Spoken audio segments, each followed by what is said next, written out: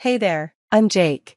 So, I'm 28, working as an accountant in a tiny cubicle and living in a small apartment. It's not exactly glamorous. My older brother, Tim, on the other hand, has always had the perfect life. He was the football captain, prom king, you name it. Growing up, it was always about Tim. I was just the kid buried in books, trying not to fade into the background. Dad used to say, "Why can't you be more like your brother?" And Mom wasn't any better. "Tim's going places. You should learn from him." She'd say, "Yeah, learn how to be someone else." Now, Tim's still the family favorite at 32, while I'm still struggling to be noticed. But thank goodness for Megan, my girlfriend. She's the one person who really sees me. "Jake, you're worth so much more than you think," she told me last night while holding my hand. And then there's Chris, my best friend since college. He's always got my back. "Dude, your family's messed up," he said over beers last week. "You're doing great on your own." I want to believe them. I really do. But every time I visit my family, it all comes flooding back. "Jake, honey, Mom said last Sunday, you're doing so well at your job. I don't suppose you could help out with some bills?" I bit my tongue. Help out with what? The house was paid off years ago, at least. I thought it was. Then Tim walked in, all charm and swagger. "Mom, Dad, I've got a new proposition for you," he announced, laying out his latest business idea, a tech startup, some revolutionary app. I'd heard it all before, but Mom and Dad, they ate it up. "This could be huge," Dad said, excited. "We should invest." My stomach sank. "Invest with what?" I asked. "The house is paid off, right?"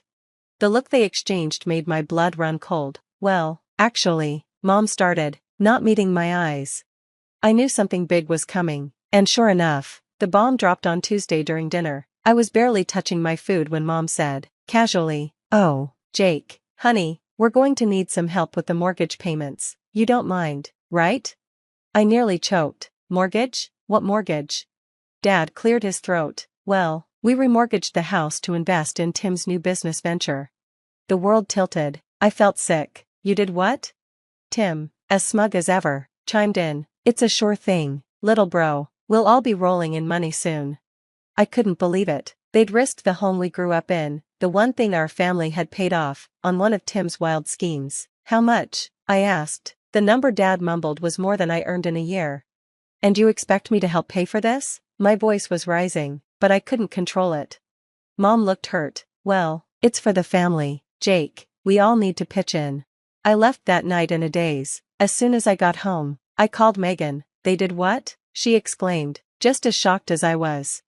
When I told Megan, she said, "Jake, that's not okay. You need to stand up to them." Chris said the same thing the next night over beers. "Dude, they can't put this on you. It's their mistake, not yours." They were right. I knew they were. But after years of being the good son, the peacekeeper, it was hard to break the habit. Still, something didn't sit right with me. So, I started digging into Tim's business. It wasn't hard. He'd been bragging all over social media. Red flags were everywhere, vague plans, inflated projections, and no real product to show. Armed with spreadsheets, I confronted my parents. "Look at this," I said, pointing to the obvious issues. "This business is a house of cards."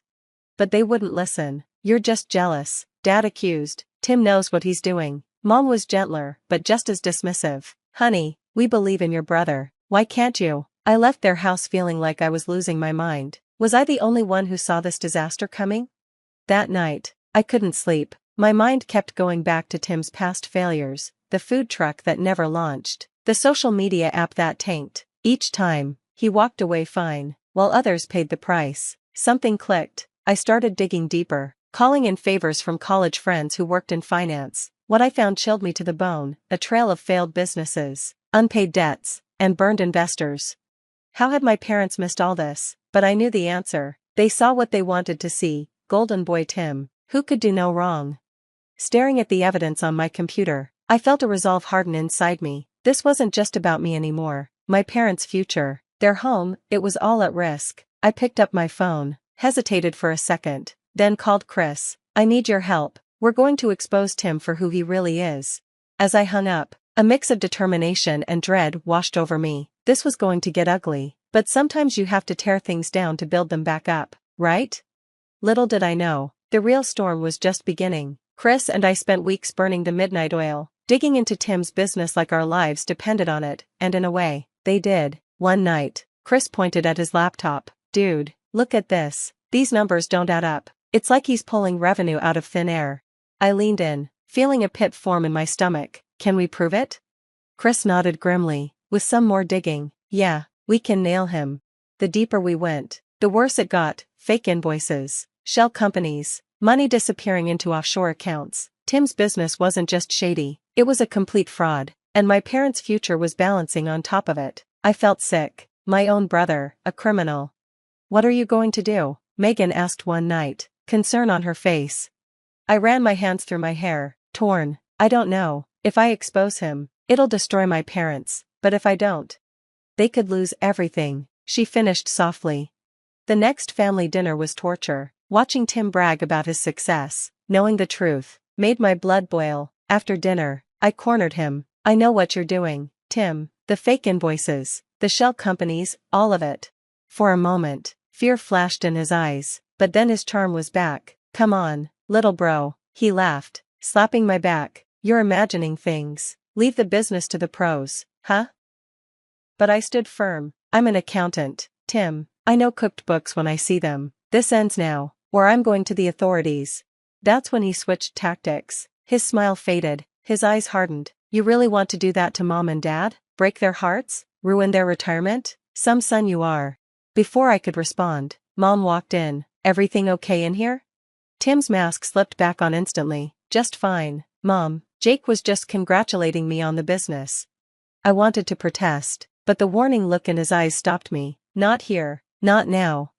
The next few days were hell. I was on edge, distracted. Megan noticed. "Jake, this is consuming you," she said. "Maybe you should let the authorities handle it." But I couldn't. This was my family. I had to fix it. I threw myself into gathering more evidence, sleepless nights poring over financial records, making calls to Tim's supposed clients. Chris was worried. "Man, you're going to burn out. We've got enough to nail him." But it wasn't enough for me. I needed an airtight case, no way for Tim to wriggle out of it. Then, we caught a break. One of Tim's ex-employees reached out, offering to blow the whistle. "I've got emails," he said, "proof that Tim told us to falsify records." This was it, the smoking gun. As I compiled all the evidence, I felt a mix of triumph and dread. This would expose Tim and save my parents from financial ruin, but it would also shatter their world.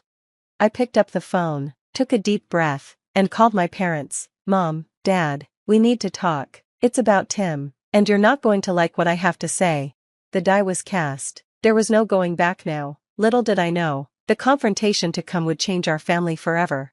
The family gathering felt like the calm before a storm. I had planned everything carefully, evidence ready, with Chris and Megan on standby. "You sure about this?" Megan whispered as we walked in. I nodded, grimly determined. It's now or never. Dinner was tense, the small talk strained. Finally, I cleared my throat. "I have something to show you all," I said, pulling out a folder. Tim's eyes narrowed. "What's this about, Jake?"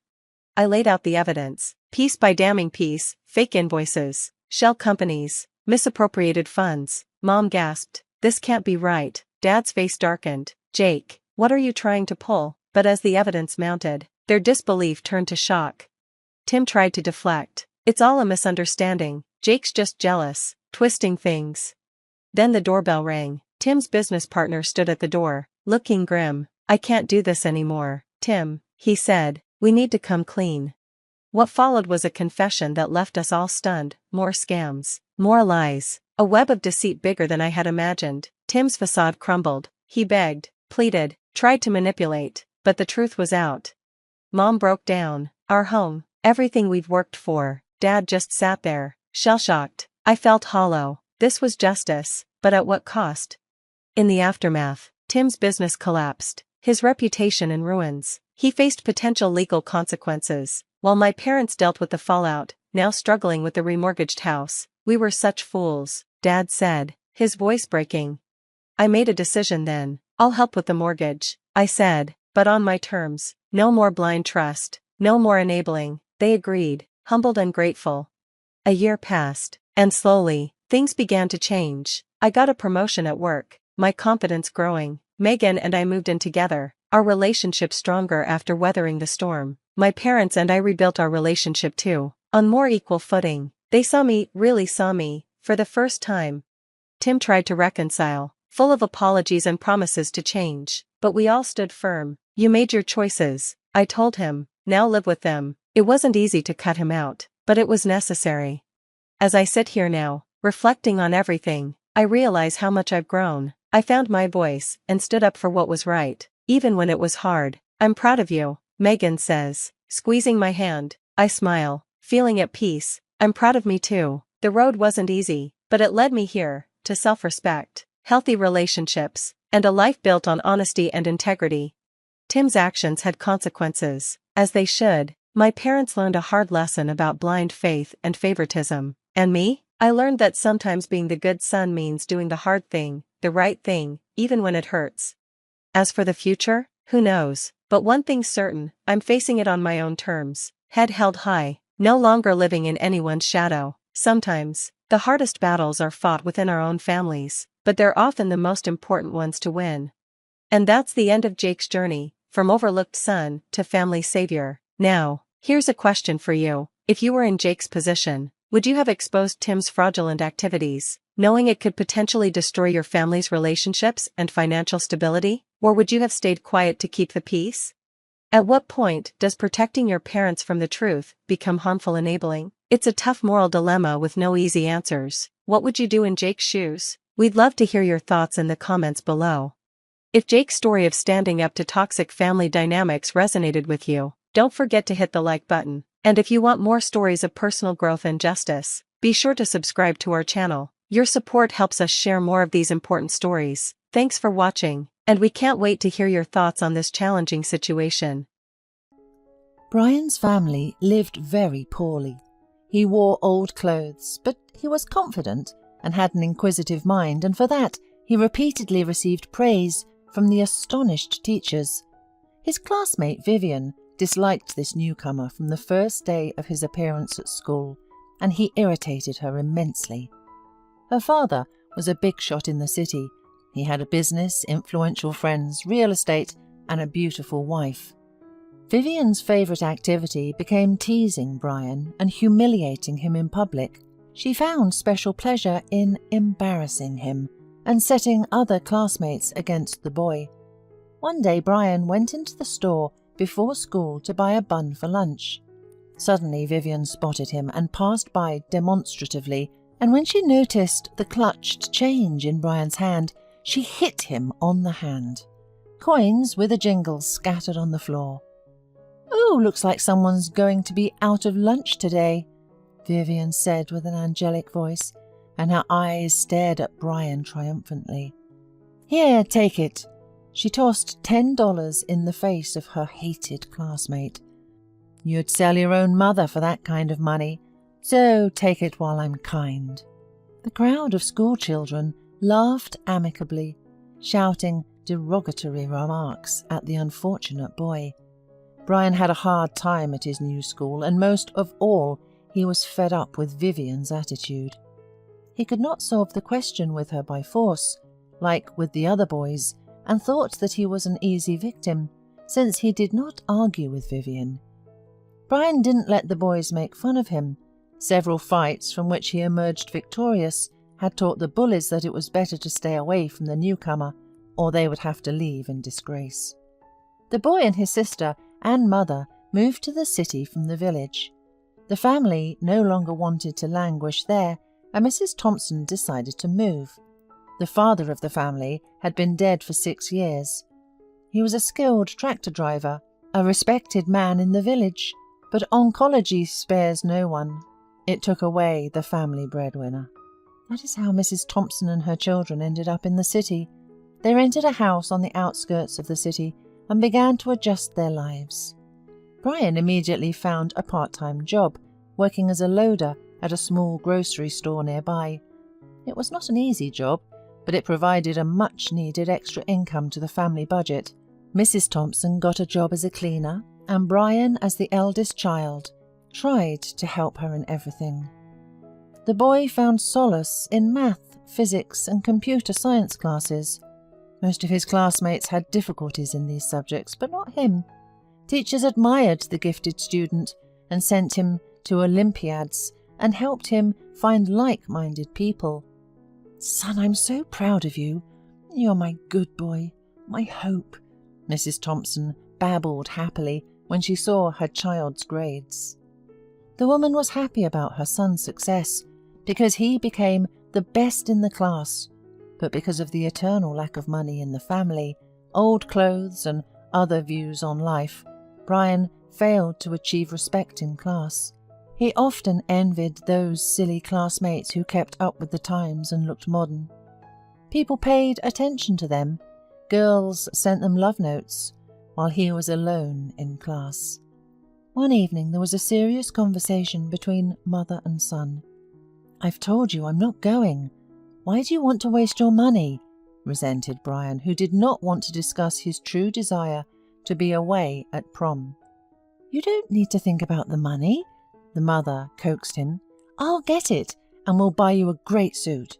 I want you to relax and have fun, too. It's a school prom. There'll be dancing, a concert." "It's a useless activity. I'm not interested," the boy repeated. "Nobody likes me there. I don't see any fun in propping up the walls all night." Almost 10 years have passed since those unpleasant and bitter school days. It was not a good time for Vivian's family. Her father became seriously ill and passed away. Her mother, who had always delighted the eye at society parties, turned out to be quite far from running a business. After several unsuccessful transactions, the company went bankrupt. Vivian was beyond angry with her mother. "Why are you doing this to me? Didn't you and Dad have any plan for an occasion like this? Why haven't you taken care of it? I've never worked and never intended to," screamed the girl in hysterics. The mere thought of having to report to someone and count the money made her terrified. "Honey, what can I do? Your daddy was our only hope. I can't do anything, and now I'm convinced of that. If you do nothing, we'll have to say goodbye to the house and rent a flat," almost cried the woman. Thanks to the reputation of her late father, Vivian got a job as a secretary in a trading company. But soon she got tired of listening to the reproaches of management and decided to use her other talents. Bernard, a 45-year-old director of the company, seemed to be the perfect candidate for the role of someone who would provide her with financial independence. The divorced, childless, balding man did not believe that happiness and adventure were still possible for him, but the sincere, as he thought, crush of the young beauty helped him to believe again in himself and that the women were still interested in him. "You're so reliable, so smart," whispered Vivian to Bernard, hoping to get married sooner. "No one professional can compare to you. Believe me, I've seen many in my father's company. I miss him so much sometimes, and you remind me of him. Dad always took care of me, and you make me feel like a little girl." "And I feel like a boy in love again. For you, I'm ready to move mountains," admitted the man, not seeing the catch of his young beloved's actions. "Soon we will get married, and everyone will be jealous of our happiness." After the wedding, Vivian got a taste of the luxurious life again. Expensive restaurants, resorts, and again she didn't care how much she wasted on beauty industry masters. But soon Vivian's fabulous life came to an end once again.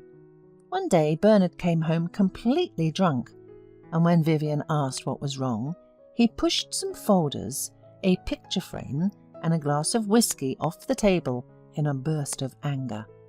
"The owner of the company, the fool, anointed some youngster to take my place. He said that my methods were outdated, that I was not showing the right results. But I've given my whole life to this company.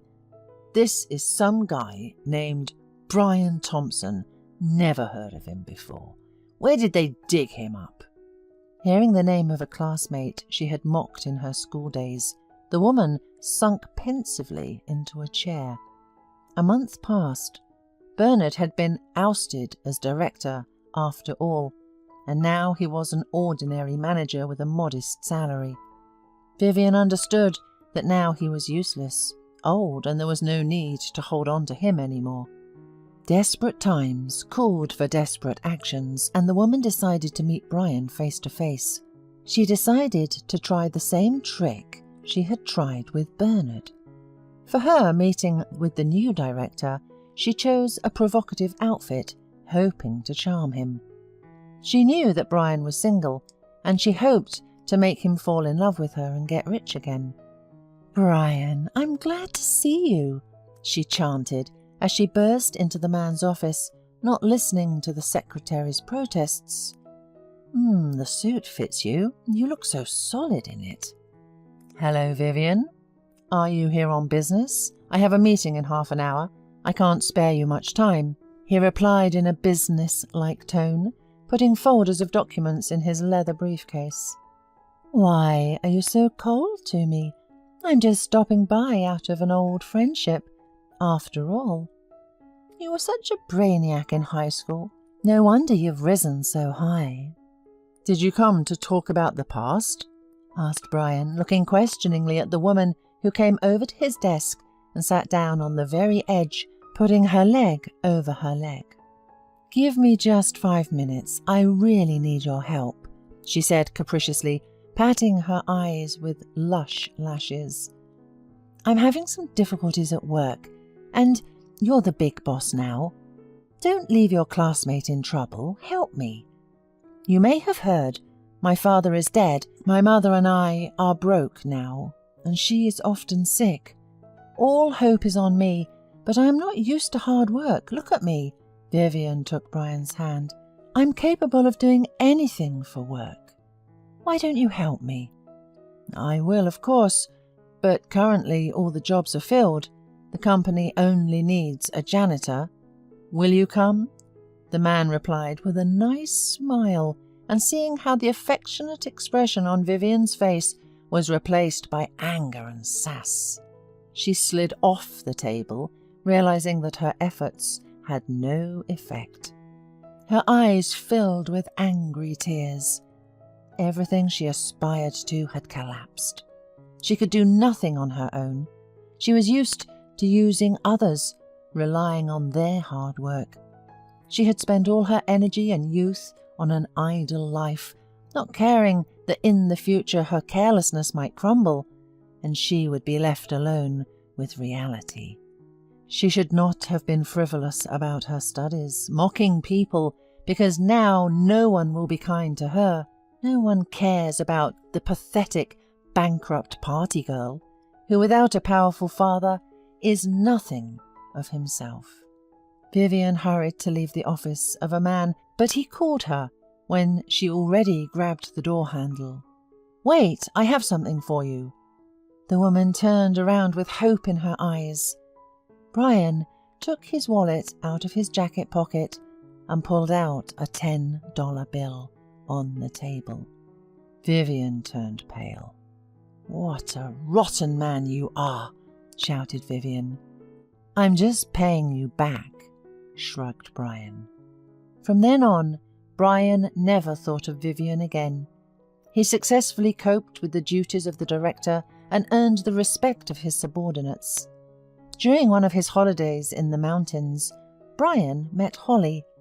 The girl could not figure out how to set up her tent, and he helped her. Their common interests and values quickly brought them closer together, and in 8 months Mrs. Thompson was already preparing for her son's wedding. 10 years later, Brian, a successful businessman, happy family man, and father of 3 children, received an invitation to a reunion of classmates. There, he met Vivian again. Life had shattered the woman strongly. She had not found the strength to overcome her problems. She drowned out her sorrows with alcohol and lived on the salary of a station cleaner. It took Nolan a while to find the right address. He was wandering for an hour among the identical high-rise buildings, lined up in a kind of vicious circle. Finally, a miracle happened, and Nolan found his customer's block, and in 5 minutes he was already sitting and configuring a new gaming laptop. When he had finished adjusting, Nolan hurried out of the apartment, and only when he got down to the first floor, he thought he should have asked how to find the 6th building, where the next client was waiting for him. The guy was about to return to the client, but suddenly he heard some kind of pitiful meow. He stopped, thought a little, and went toward the sound. Nolan turned the corner and found himself in a narrow, dark alley where the sun's rays barely penetrated. Nolan looked around. There were large trash cans along the back wall of the houses, and steam was puffing out of the hood. A few paces further, he saw a girl, about 16 years old, desperately trying to pull a kitten off the pipe above her head, but not succeeding. The kitten was frightened and stepping over with his paws, but he never jumped. "His paws hurt, the pipe's very hot," the girl said in a chilly voice. "Could you help me?" Nolan couldn't reach the pipe either, but he jumped up with force and grabbed the kitten's paw and pulled him toward him, then handed the unfortunate pet to the girl. She stroked him gently and began to calm him, whispering something in his ear. "Well, why don't we get out of here? The kitten is saved and it's kind of gloomy out here," said Nolan. "You don't want to stay here, do you?" "I'll stay here better," replied the girl. "I live here. In that small closet over there?" Nolan looked at the girl in surprise. He tried to get details from her, but all he found out was that her name was Rebecca, and she had been living here for about 6 months. "And why do you care about me anyway?" "Thank you for saving the kitten, but then I will do myself." She suddenly became angry. Nolan was confused and did not know what to answer. He decided to change the conversation to another topic and asked if she knows where the building number 6 is. As it turned out, Rebecca knew this place very well, as she had once lived there, and she agreed to accompany Nolan. When they arrived at the place, Nolan asked her to wait for him and went to the apartment he needed. Already there, configuring the computer, he asked the landlady if she knew the strange girl who lived in the alley behind the neighbouring block. "You mean Rebecca?" sighed the woman. "Yes, the poor orphan. We all try to help her as much as we can, with food and things. I've known her since she was a little girl. A nice girl. She lived next door, and then they got in trouble." When Nolan came out of the entrance a half-hour later, Rebecca was sitting on the bench. He cautiously approached her and said, "Rebecca, please don't think anything bad. I live with my parents, but they are not home now and won't be back until tomorrow. Let's go to my place. There you can bathe and eat. You can stay if you like, but if not, you can come back here. I just want to help. After all, you have a cold." Rebecca looked at him attentively and asked, nodding at the kitten she was still holding close to her, "What about him?" "We'll take him with us. I understand that he is essential for you, and you can't go anywhere without him." A couple of hours later, Rebecca, red-faced from a pleasant bath, was sitting at the table, wrapped in Nolan's bathrobe, and eating with appetite everything in front of her. The likewise clean, bathed kitten was also devouring his delicacies. Over a cup of tea, Rebecca told Nolan what had happened to her. "We were all fine. I lived with my grandfather, mother and father. My parents worked in the medical field. I was in school. Grandpa died when I was in 7th grade, and 6 months later, my dad died in a car accident. My mum and I were left alone. She was very nervous. She wasn't herself. She was quiet all the time. I tried to talk to her, felt sorry for her, but it was like she didn't hear me. and soon my mother began to leave the house often and for long periods of time. I thought she was at work, so one day I went to see her, but they told me she hadn't worked in months. I ran out of money. I couldn't even buy bread with it. And then my mother called and said not to look for her, that she would now live in the beautiful place where everyone loves and understands her. Soon after that, some strangers came and said that our apartment was theirs from now on. They showed some papers signed by my mum, and the neighbours said that she probably got into some bad organisation. Now I think so too. I lived with a neighbour, but she had a large family, and I did not want to embarrass them. So since then I have been living almost on the street. The janitor took pity on me and gave me the keys to a small utility room where he keeps his cleaning equipment. There I sleep.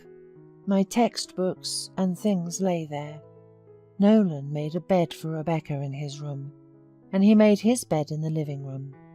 He tossed and turned for a long time, remembering her story, and could only fall asleep in the morning. And closer to dinner his parents returned. Mr. and Mrs. Rogers were surprised to see their son sleeping in the living room, but when an unfamiliar girl came out of his room, they were simply amazed. Nolan walked with his parents into the kitchen, where they had an unpleasant conversation. The parents did not appreciate their son's noble impulse and demanded that Rebecca leave their house immediately. "Are you out of your mind?" resented Mrs. Rogers. "What if she's contagious or a thief? I don't even want to hear about her staying at our house."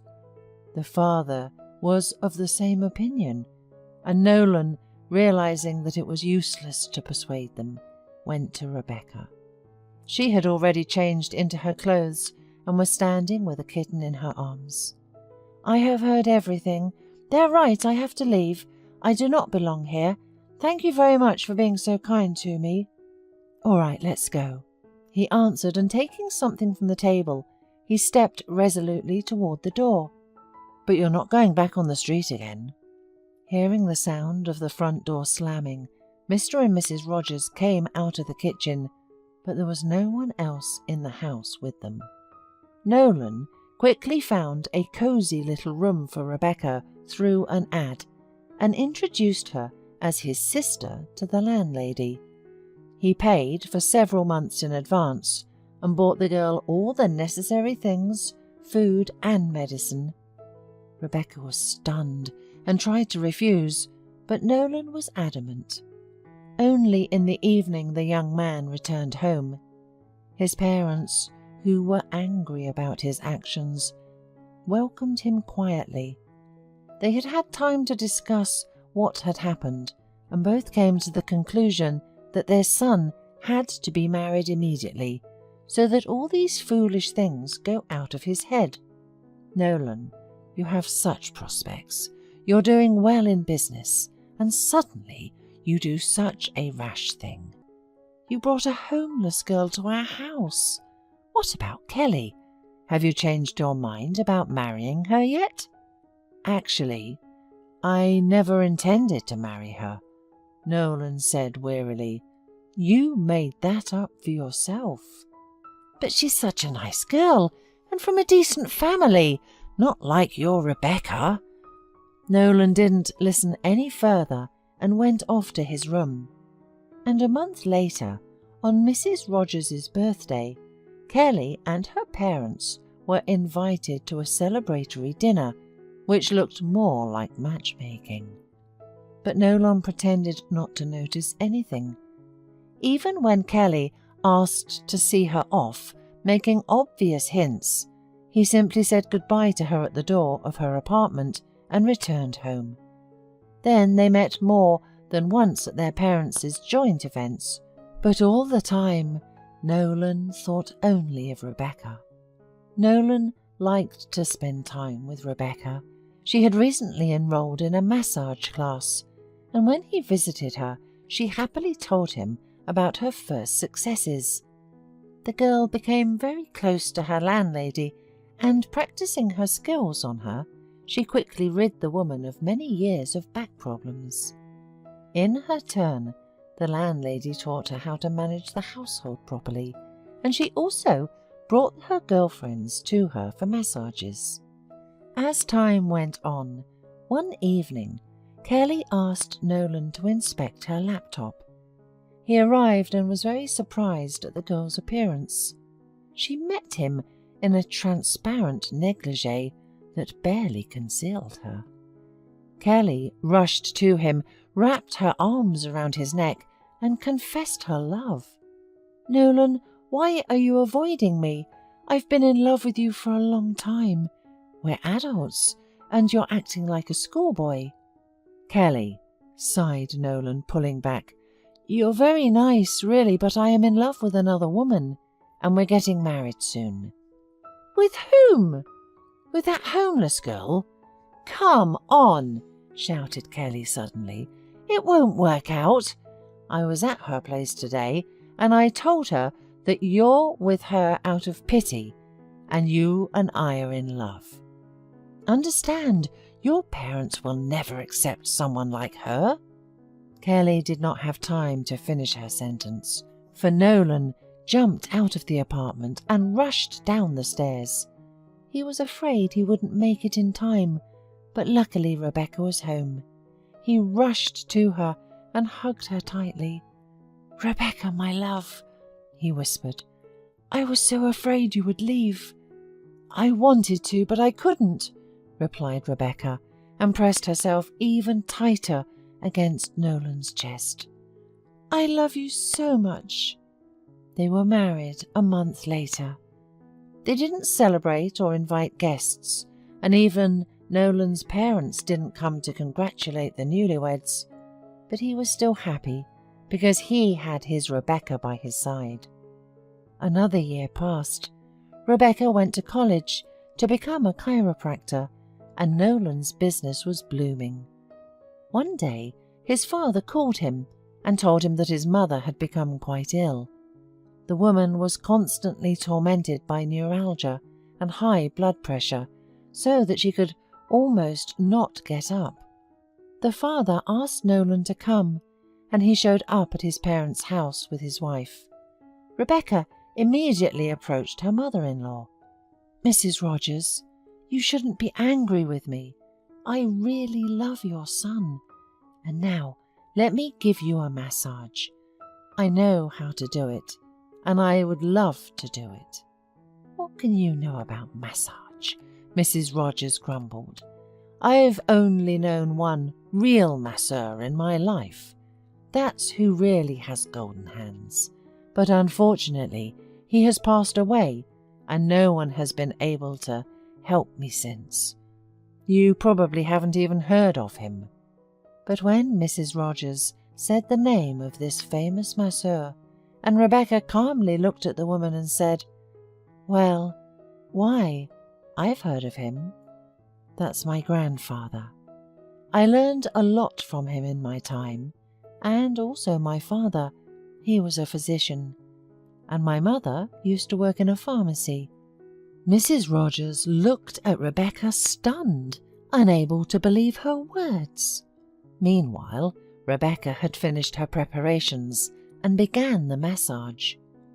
When the session came to an end, Mrs. Rogers, after a long silence, spoke. "I'm sorry. I was wrong.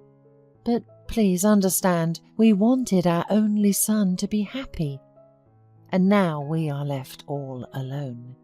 For whom should we live?" "Maybe for your grandson?" smiled Rebecca. "Nolan doesn't know yet. You're the first one I've shared it with."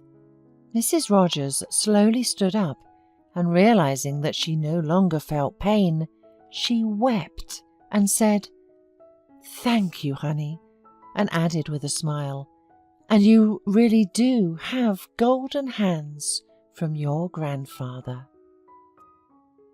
Helen worked as a cleaner for a construction company in the city. She was short, full-figured, and always dressed in a pair of knock-off rags. Sometimes she showed up for work smelling of alcohol, and on such days she was unable to work properly. Her older daughter, Rosie, a thin and pale schoolgirl, worked alongside her. Rosie was the first but not the last child in this family. Helen gave birth to many children, but she couldn't name the fathers of her children. Helen spent all her spare time with local vagrants and drunks who often visited her home, regardless of the time of day. They spent hours clanging bottles in the living room and talking loudly. The children were already used to the fact that at such moments they needed to quickly grab something in the kitchen, at least bread, so as not to die of hunger, and sit quietly in their room while the company was having fun. Helen's children grew up like weeds in a field, almost from birth, used to taking care of each other. Rosie, the eldest daughter, had just turned 18. While still in school, she worked part-time several times a week in a clothing store, sorting and hanging up clothes. The second child was Paul, who turned 12.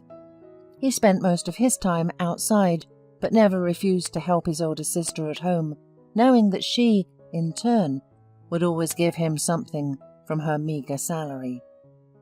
The youngest, Judy, would turn 7 in a few months.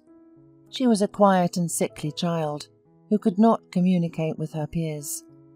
Going out to the playground, she, like a frightened little animal, was always away from the noisy courtyard children. Judy envied the neighbouring girls who built sandcastles or pushed beautiful dolls in bright toy strollers around the yard, but such toys were never in the girl's family. All she could play with was an old battered teddy bear with one eye missing, and a small plastic bucket with an equally small shovel.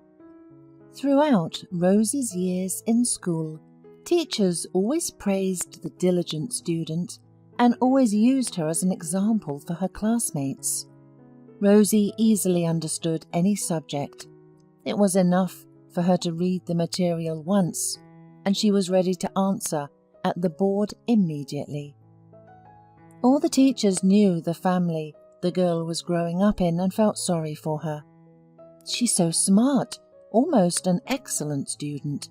It's a shame the girl doesn't have a better future with such a mother, the teachers whispered among themselves. If it weren't for taking care of her younger siblings, she could have easily gone to college, although being a cleaner doesn't require that, the vice principal added.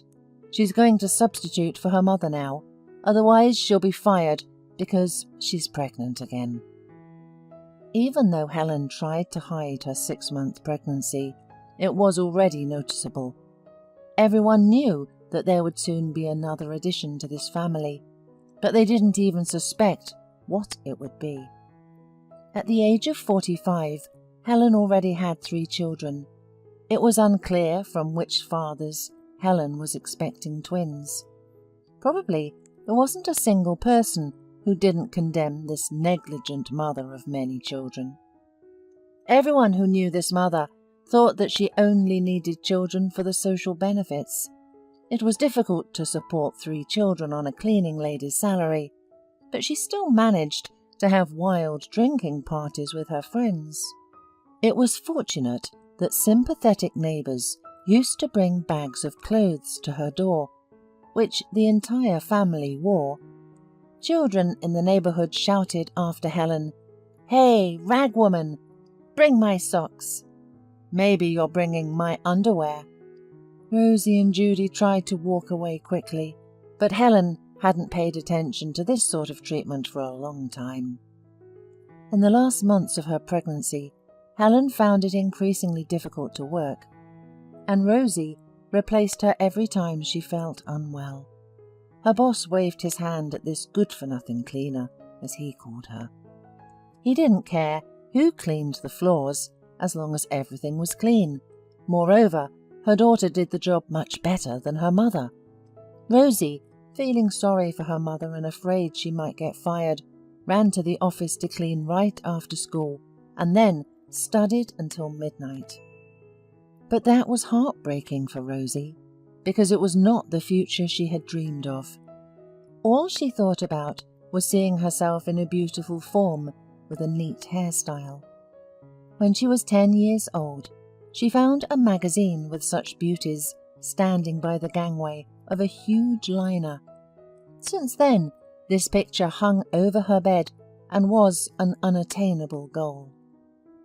Teachers at school knew about her dream and tried to support her, urging her not to give up and to pursue her dream. Rosie was very attractive, quite unlike her mother, and had delicate facial features. If Helen were not pregnant again, Rosie might have tried to enroll in stewardess school. However, she understood that as soon as her mother gave birth, she would have to become a breadwinner in the family, leaving no time for further education. Nevertheless, the hope for the realization of her dream still burned in her soul, and she even started setting aside a penny for future education. She was happy that she could safely leave the younger siblings at home. Paul and Judy felt sorry for their older sister and tried to help her with everything around the house while she was at work. The local hooligans who knew Paul would never have believed that he could cook something, feed his younger sister, read to her, and put her to bed at night when the older one was at work. Only his sisters knew that Paul was a kind, intelligent, responsible boy, but life had made him embittered at people because his classmates laughed and mocked, calling him a beggar.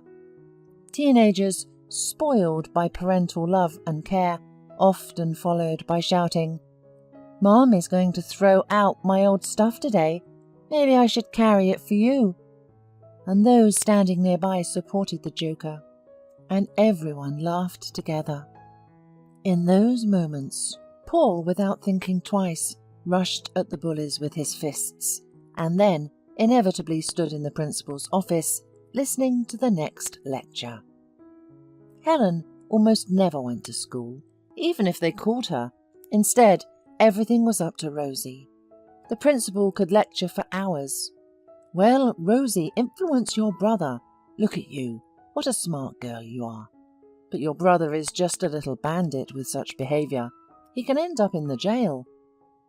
Every time Rosie promised to talk to her brother, and, returning home with him from school, tearfully begged, "Paul, I'm begging you not to get into fights any more.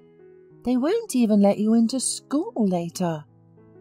Meanwhile, the time before the birth was getting shorter, and Rosie was becoming increasingly worried about it.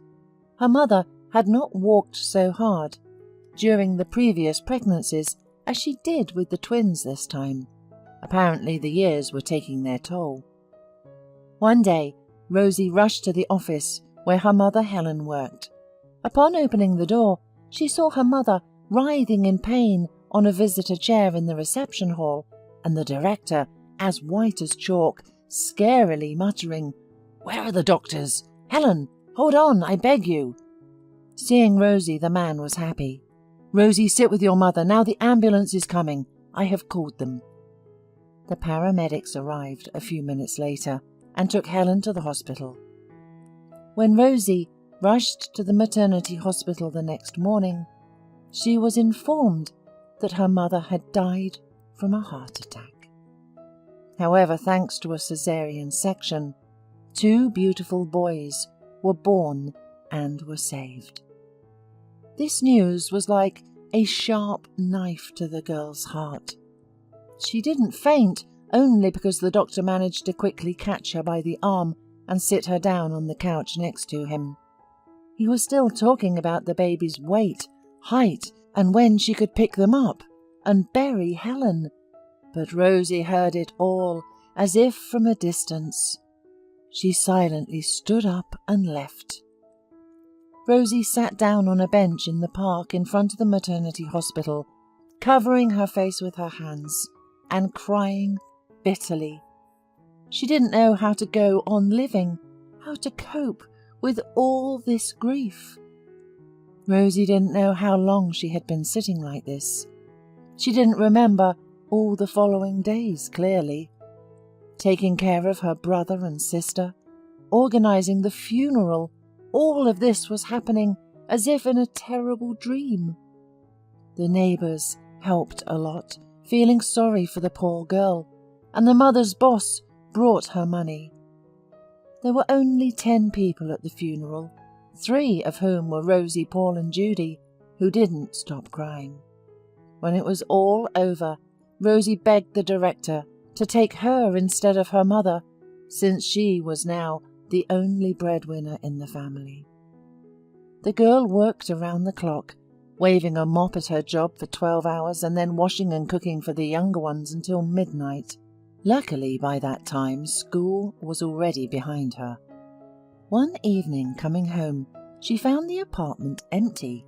None of the children were at home. Rosie's heart beat wildly in a terrible premonition. She rushed out onto the street, hoping that they were somewhere nearby, although she knew perfectly well that they would never leave the house at this time without her permission. Exhausted, Rosie found a bench by the entrance, and tears streamed down her cheeks. She was about to go to the police when her neighbour from across the hall sat down next to her. Mrs. Herriman was Rosie's first teacher and always greeted her and treated the kids to pastries when they were home alone. "Rosie, the children were taken away by the child welfare authorities. The neighbours complained that the mother died and you're not home all the day. The representative said that the children were left to themselves. You're already an adult and they'll be all sent to an orphanage. Let's go to my place. I'll give you a calming mixture and some tea." Rosie spent several hours at her neighbour's place, crying and calming down. "I'll still take them all back," the girl sobbed. Her neighbour calmed her down and advised her, "My girl, it's better for you to go to study now, because they won't give them back to you now. But if you study hard, get a good job, then you can take them back." When Rosie returned home, she didn't sleep all night, thinking about Mrs. Merriman's words. By morning, she had made up her mind to pursue her dream and become a stewardess. She packed her modest belongings and went to say goodbye to her kind neighbour. "Thank you, Mrs. Herriman, for supporting me and advising me on what to do," Rosie said, hugging her. "I decided to fulfill my dream and become a stewardess, because then I can definitely take my kids back." The pensioner asked her to wait and went to the kitchen. When she returned a few minutes later, she handed her a package and a note. "Here, I baked some pies. They'll be helpful for you on the road," she said, smiling. "And there's also a phone number and address of my good old classmate. She lives in the city where you'll be studying. For the first few days, you can stay with her. I'll call her today and warn her. She lives alone in a spacious apartment. Her husband died many years ago. I think she'll be happy to take in such a smart girl." They hugged each other goodbye, and Rosie set out to start her new independent life. Of course it was scary for her to be alone in a big, unfamiliar city, but the dream of becoming a stewardess gave her strength. She went to the address given by Mrs. Herriman and was greeted by a small, thin old lady at the door. "Good afternoon," Rosie began timidly. "Mrs. Herriman gave me your address." The hostess smiled kindly, opening the door wider and inviting her in.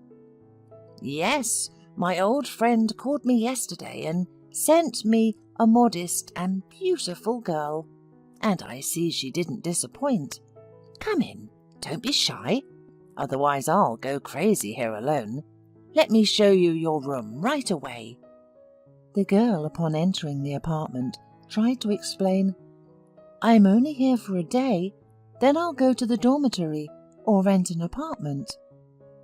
The woman looked at her, surprised, and asked, "Are you crazy? A hostel? A rented apartment? If Mrs. Herriman asked me for someone, it means that person is worth it. I live alone. My only son lives very far away, so I'm pleased that Mrs. Herriman sent me such a good neighbour." Rosie reached into her small, worn-out vintage shoulder bag and pulled out neatly folded bills from its depths. She handed them to the elderly woman, saying timidly, "Here, this is all I have. Let me just rent a room at your place then. It's not much, but I'll compensate once I start earning." Despite being a tiny elderly woman in her 70s, Mrs. Gibson was a mischievous girl at her heart. She took the bills and squinted as if examining the denominations, then returned them to Rosie's bag, placing it back on her shoulder. She looked at the bewildered Rosie and said playfully, "This fortune will come in handy for you for a couple of days in the city. Let's make a deal. You won't pay me anything for the first 3 or 4 months, and once you start working somewhere, you can pay me then." Mrs. Gibson showed Rosie to a small but cosy room that was clearly her son's room.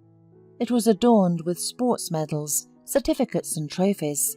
Seeing Rosie's confusion, Mrs. Gibson said with a hint of sadness, "My son rarely visits me, but I want his room to feel lived in. I've made the bed, and there's plenty of space in the closet.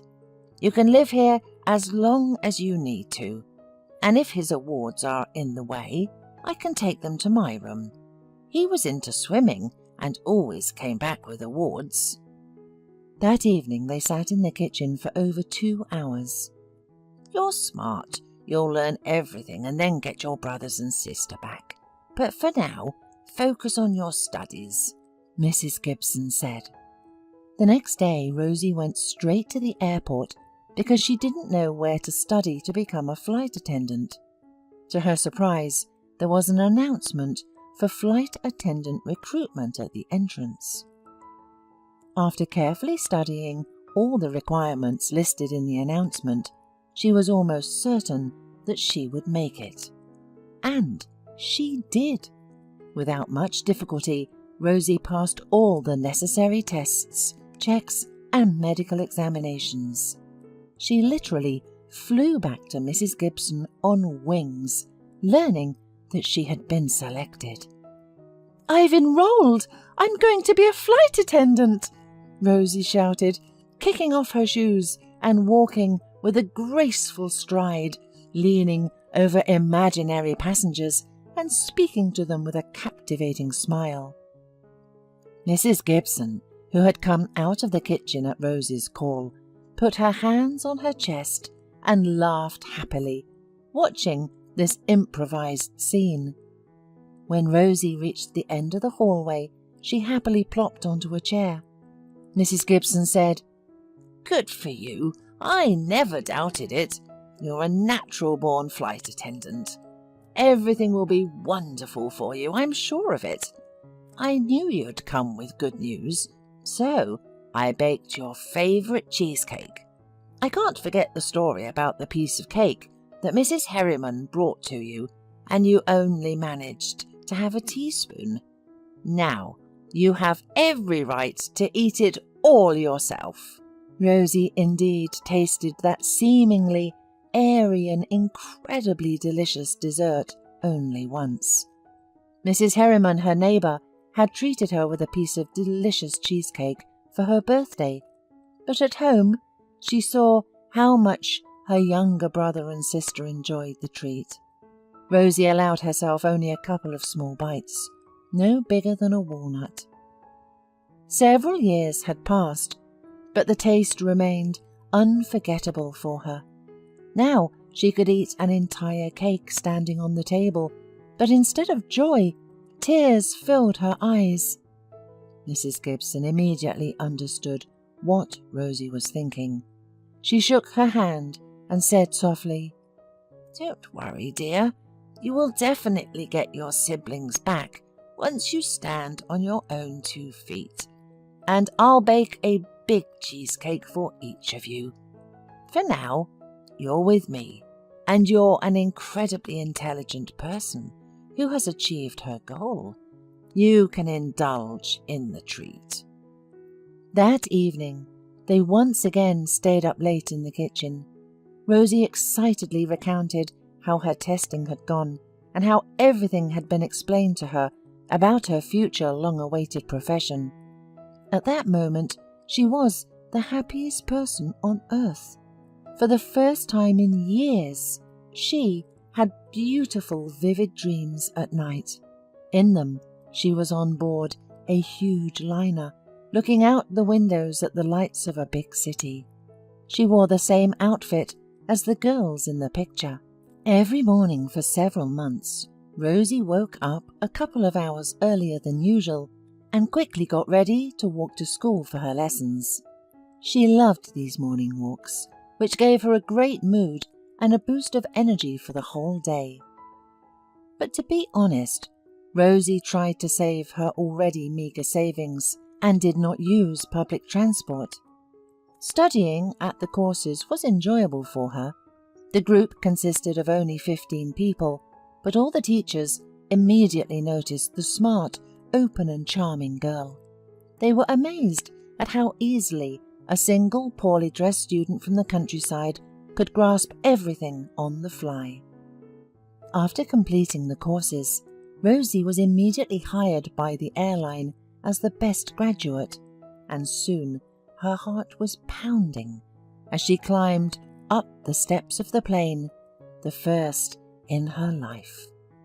The flight was not very long, only an hour one way, but for someone who had dreamed of seeing clouds from the other side all her life, it passed like a moment. She didn't even realize how she was already back in her city. At home, Rosie enthusiastically told Mrs. Gibson about her impressions. "You can't imagine how beautiful everything looks from up there. It's just a pity that I couldn't press my face against the window and enjoy it all. And the passengers are all so serious. The crew is just wonderful. They're all a bit older, but that's probably a good thing. They take care of me so much." As if waking up from her happiness, Rosie became sad and added, "Now the main thing is to earn money faster to rent an apartment and take my brothers and sister with me." Mrs. Gibson sighed and replied, "Everything will work out for you. See how it's already going well. For now, enough talking. You must be hungry. I boiled potatoes and fried cutlets. Go take off your uniform and let it wait for the next flight, and let's have dinner." Rosie looked at her uniform as if she were a child who didn't want to part with her favourite toy. Mrs. Gibson laughed and jokingly scolded her. "Are you going to sleep in this beautiful uniform? Go and take it off. No one will steal it." As much as Rosie wanted to stay beautiful for as long as possible, she had to put on her simple old dress again. She carefully hung her uniform in the closet with a wild desire to put it back on again soon. For the first few months, Rosie flew on not very long flights, but when the so-called internship was over, she began to be sent to distant cities. Once, while on one of her distant flights, a young handsome man called out to her. She had seen him before. He often flew on this flight. The passenger was probably some kind of businessman. He looked about 35 years old, and he was always in a suit, clean-shaven, with a light, very becoming tan. Rosie did not understand brand name things, but the watch and the briefcase that the stranger travelled with were very similar to those she had seen in expensive magazines left by passengers on the plane. Rosie remembered the man because he had flown with her for several flights in a row, and throughout the entire journey he tried to catch her eye. If it happened, he smiled so radiantly that Rosie felt embarrassed and immediately looked away. Her college, the cheerful and carefree Miranda, who witnessed one of these moments, whispered, "Oh, he's flying again, and looking at you, as if he's going to take you straight from the plane to the wedding. I think he only flies this flight for you. I accidentally saw him staring at you at the airport. I wish my handsome man would look at me like that." Rosie approached the man who had called her over. "Excuse me, for God's sake," he began quietly. "Do you have any medication for heart pain?" Rosie was momentarily thrown off. The man didn't look sick. On the contrary, his short-sleeved shirt revealed well-defined muscles, and his face had a healthy colour. But the girl was scared. Anything could happen. "Just a moment, please," she asked. "I'll bring the first aid kit, and let me help you recline a bit." She reached out for the backrest, but her wrist was easily grabbed by a strong male hand. "I don't think you have the right medicine in your first aid kit," the stranger whispered. "Is it possible to cure the heart of unrequited love?" Rosie was taken aback, and her heart betrayed her by racing. The girl blushed, but didn't pull away.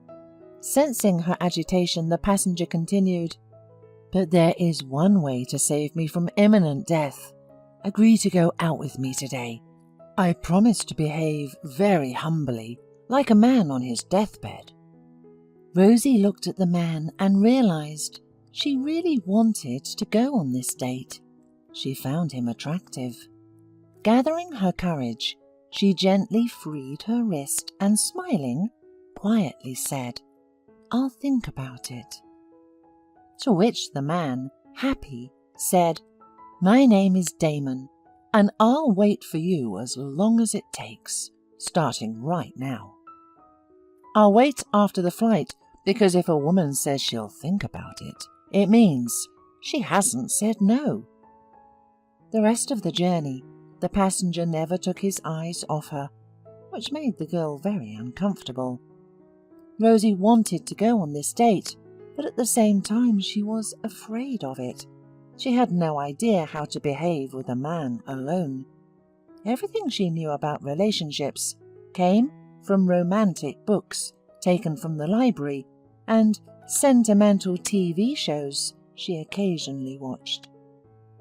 After the flight, Rosie and the crew went to the airport building to fill out all the necessary post-flight documents and go home. Miranda was the first to see Damon. She touched Rosie's elbow and nodded enthusiastically toward him, whispering, "Look, Rosie, you seem to have won a millionaire. That must cost a fortune."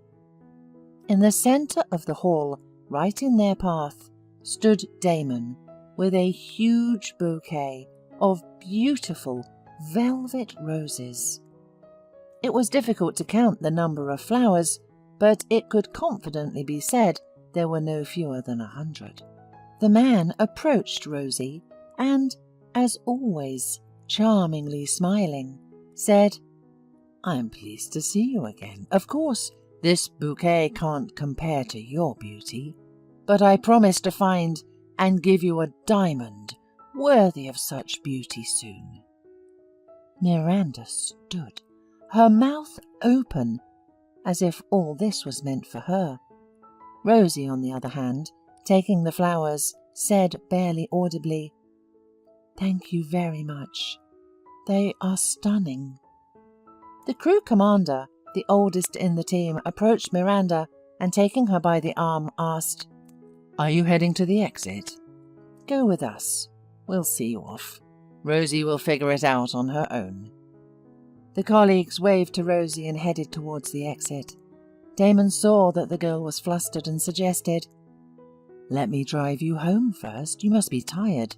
But in the evening, you'll promise me a date. We'll go to a beautiful little restaurant." Damon had a car in the airport parking lot. Rosie didn't know much about car brands, but the car was clearly expensive. In the sunlight, the Black Beauty sparkled as if it had just come out of the showroom. On the way, Damon told her that he had been briefly married once, but the marriage fell apart, allegedly because of his wife's infidelity. In the city, he had his own office furniture manufacturing company, inherited from his parents and thriving for many years. It was the business trips that took him to other cities, concluding new contracts. Damon drove Rosie home. They agreed that he would wait for her at the entrance at 6 in the evening. The girl felt that she really liked the man, and she wanted the evening to come sooner, but it was only 10 in the morning when Rosie opened the door to the apartment, and Mrs. Gibson was already waiting for her in the hallway. "Welcome back, Rosie," the old woman said kindly, smiling, "and I see that my beauty was brought in by a gallant gentleman. He opened the door and handed you to get out. And what flowers! Did he rob a store?" Rosie struggled to bring the bouquet into the room, and placing it on the table, thoughtfully replied, "Oh, Mrs. Gibson, I've never had anything like this happen to me before.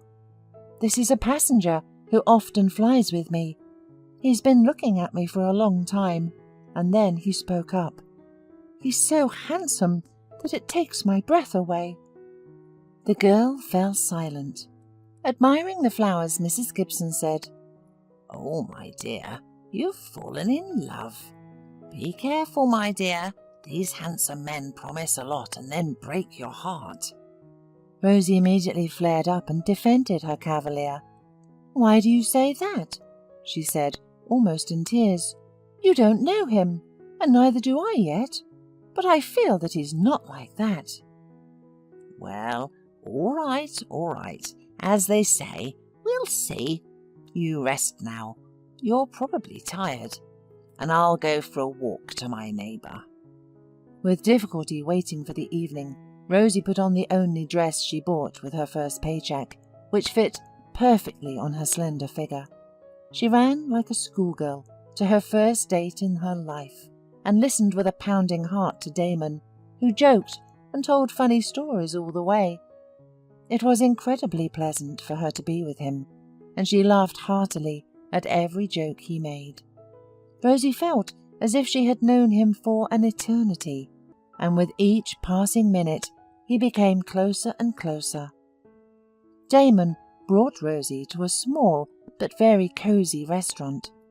At the entrance, they were greeted by Damon's friend, the owner of this place. "Hello, dear guests," the man said first, and kissing the girl's hand, continued, "Allow me to introduce myself. A devoted friend of this gentleman, Henry. He whispered in my ear about the goddess he had met flying at bird height. But I couldn't even imagine that you were so beautiful. I am happily married, so I can only admire your beauty from distance." Rosie blushed, feeling embarrassed, and timidly replied, "No one has ever complimented me so much. Thank you very much." Henry led them into the restaurant, where a beautiful melody was playing in a separate, small hall, and a table for two was set in the centre. "Why only one table and no one else from the visitors?" Rosie asked in surprise. "This evening the music and this room are only for you, and my heart seems to belong to you forever," Damon replied. Rosie was very pleased. Everything that was happening seemed to her like a chapter from one of the novels that she had read.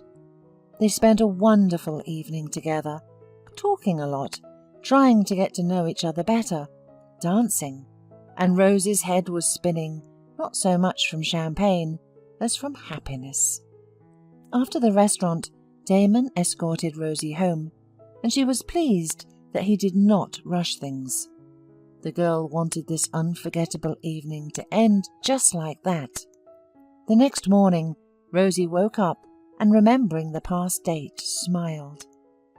Mrs. Gibson knocked on the door and, smiling mysteriously, said, "While you were sleeping, someone remembered you and sent you something nice. Go to the kitchen and take a look. At this rate, we'll be able to open a flower shop soon. Rosie literally jumped out of her bed and ran to the kitchen in her nightgown. There, she grabbed an envelope attached to a huge basket of flowers and with squeals of delight opened it. Quickly reading the contents, she held it close to her chest and hummed something cheerful, spinning around the kitchen with closed eyes and a happy smile. She was returned to reality by Mrs. Gibson's voice. "Go change your clothes. What if the prince comes?" Rosie went to her room clutching a postcard to her chest. She was relieved because after their date, she had worried that Damon, despite his tender farewell, wouldn't want to see a simple girl from the province again, especially with such a family. At first, Rosie scolded herself for being so open with Damon, telling him about her not-so-good mother and her boyfriends, about her death during childbirth, and about the little ones left in the shelter. She feared that he, being so smart, handsome and successful, would easily be disappointed in her. But after reading the postcard he sent with a bouquet, where he again confessed his love and invited her on a date, she was over the moon. Now Rosie was sure that Damon was truly in love with her, and she realized that she was head over heels in love too. Damon wrote that he would wait for her at the entrance at noon, and Rosie couldn't sit still for the rest of the time. Mrs. Gibson, who had quietly peeked into the room a few times, only sighed and left. She already knew about Rosie's upcoming date, and understanding her excitement, tried not to disturb her. 5 minutes before the appointed time, Rosie dashed out onto the street, where a familiar car was already waiting. Damon came out to meet her and took Rosie's hand, saying, "Let's go quickly. I have a surprise for you. I think you'll like it." In half an hour they arrived at a sturdy wooden building in front of a fenced field. "Well, here we are," Damon smiled. "Let's go, I'll show you something." Taking each other's hands, they went to one of the buildings. Rosie exclaimed with delight, "It's a stable! The dream of my life! How did you know?" Damon looked at her mysteriously and simply replied, "In my understanding, all princesses love to ride horses. I'm sure you'll love it too." Rosie quickly learned how to handle the perfectly white stallion assigned to her. In just under an hour, she was happily laughing, easily galloping around the circle, confidently holding on to the saddle. The walk came to an end, and Rosie thankfully kissed Damon on the cheek, blushing. "Thank you so much. I've only seen horses on TV before. This is unforgettable. I'll remember this day for the rest of my life." "Why remember it for the rest of your life?" Damon whispered, gently pulling her towards him. "We can come here every weekend if you like." At that moment he kissed her, and Rosie felt like she was ready to faint from the overwhelming feelings. They spent the rest of the day and then the night together in a beautiful hotel on the shore of the lake. There was a romantic candlelit dinner in a beautiful gazebo set right above the water's surface, and a bed strewn with rose petals, and a night filled with love confessions. From that day on, Rosie and Damon started dating. He almost always met her from her flights, if he wasn't flying it himself. He showered her with expensive things and invited her to the most fashionable restaurants in the city. Meanwhile, Rosie never wondered why. Despite having his huge apartment, he never invited her there. One day, Mrs. Gibson, who had never meddled in Rosie's personal life, suddenly asked, "I don't understand. If you have such love, why hasn't your suitor proposed to you? He's not married, is he?" The girl responded indignantly. "What are you talking about? Hasn't he spent so much time with me, not to mention spending a lot of money? He just has a lot of work right now, and as soon as he deals with it a bit, he will definitely take me with him. So, I will be leaving you soon, and then, who knows, we might even get married." The elderly woman shook her head incredulously. "Oh, he's just fooling you. When you love, then it's awful to be away from your loved one, even for a moment." At that moment, Rosie didn't want to argue. She was too happy. One day, she felt nauseous and started reacting strongly to certain smells, immediately remembering how her late mother had suffered from the same thing. She hurried to the doctor and found out she was pregnant. Rosie was ready to jump for joy, as giving birth to a child with her beloved was great happiness. The girl didn't even doubt that Damon would also be happy with this news, and they would get married right away. Literally on wings, she rushed to their meeting to tell him the good news as soon as possible. But his reaction was unexpected for Rosie. She had imagined that he would run to her, lift her up, and kiss her joyfully like in the movies, but instead he said coldly, "I hope you're not thinking of giving birth just to breed poverty, like your mother. I don't need this child at all." It's a good thing that Rosie was sitting on the hotel bed where they usually met, otherwise she would have definitely fainted. She couldn't believe that her beloved was saying all this. But in a voice that was foreign to her, he continued, "Did you really believe that I could tie my life to a peasant like you? You're just my entertainment, a temporary flirtation, and I will marry someone worthy. My fiancé comes from a noble and well-known family in the city, with a good dowry in the form of 2 sewing factories. We have been dating for a year now, and in 3 weeks we will have a wedding. And what do you have besides a cute face? Your dowry consists of a bunch of brothers and sisters. I'm sorry, but I don't need that kind of wealth." Damon pulled out his wallet. Not counting the bills, he pulled out a hefty stack and threw it on the magazine table, sharply saying, "I think this is enough to get rid of the problem, and I ask you not to make a scene or bother me any more. From this day on, you are on your own, and I am on my own." As soon as the door of the room closed behind him, tears flowed from Rosie's eyes like a fountain. She cried silently, making no sound, and at some point it seemed that even her heart stopped beating. The girl ran to the window, opened it abruptly, and began to inhale the air greedily, as if afraid of suffocating. Then, suddenly looking down from the 6th floor, she climbed onto the windowsill, but her foot slipped as if someone pushed her back, and she fell to the floor. "God, thank you. You saved me from a terrible act. I have my own family, and I was going to jump out the window," she thought at that moment. She considered everything that had happened a sign from above, and decided to live no matter what. To her surprise and joy, Mrs. Gibson, upon learning of what had happened, did not lecture or moralize, but only patted her on the head and said, "Life is testing you again, but don't worry, we'll get through it together." They agreed not to mention this scoundrel again, and he stopped appearing on Rosie's flights.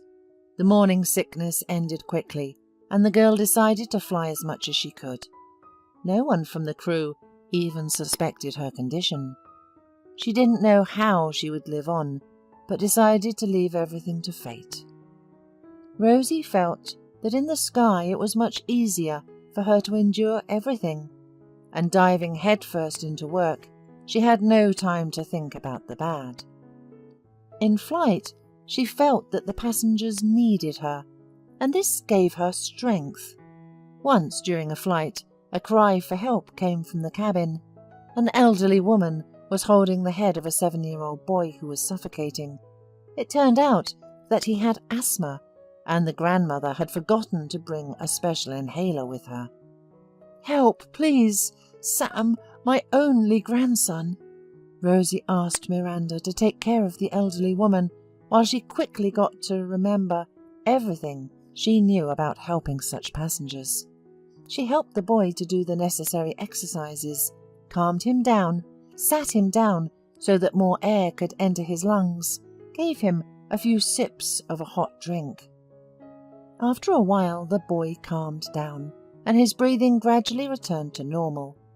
The grandmother thanked Rosie with tears in her eyes and said that she wouldn't have survived another stroke of fate. It turned out that the woman's son, Sam's father, had been paralyzed for over a year. He and his wife were returning from work when a minibus collided with them at full speed. After landing, a grateful passenger approached Rosie and begged her to come to their home. "Please don't refuse," she said. "I already spoke with your colleague and learned that you're only flying back tomorrow. You don't have any relatives in the city, so stay with us." Unexpectedly, Rosie agreed. She felt sorry for the woman, named Mrs. Clark, and decided to visit her briefly. In the taxi, the boy sat next to Rosie and cheerfully told her about his family. It was impossible to imagine that just a few hours ago he had barely survived. Sam turned out to be a very intelligent child, and as if trying to impress his new acquaintance, he recited poems and talked about everything he knew. Unable to withstand Sam's behaviour, Mrs. Clark tried to pull him away. "Sam, enough nonsense with our guest. You won't stop talking for a second. Please forgive him. He seldom behaves like this with strangers, but apparently he really likes you."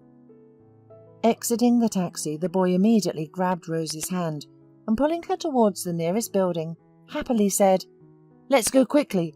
I'll introduce you to my dad. He's very nice, but he can't walk yet. However, my grandma and I often go to church and ask God to help him get up."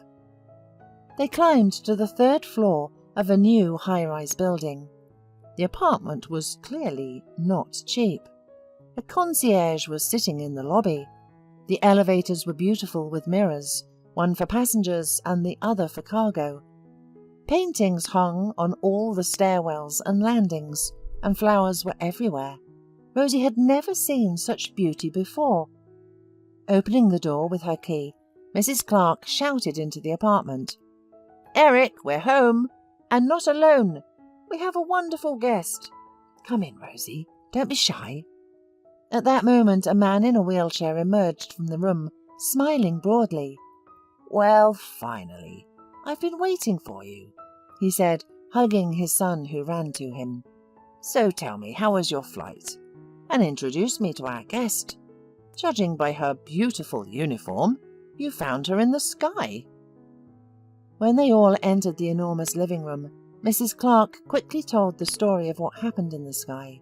With gratitude in her eyes, she added, "If it weren't for Rosie, I don't know how it would have ended." When everyone had calmed down a bit, Mrs. Clark headed to the kitchen, and Eric suggested a tour of the apartment. "Let me show you everything. I was happy when I bought this place." Rosie agreed, and the apartment truly amazed her.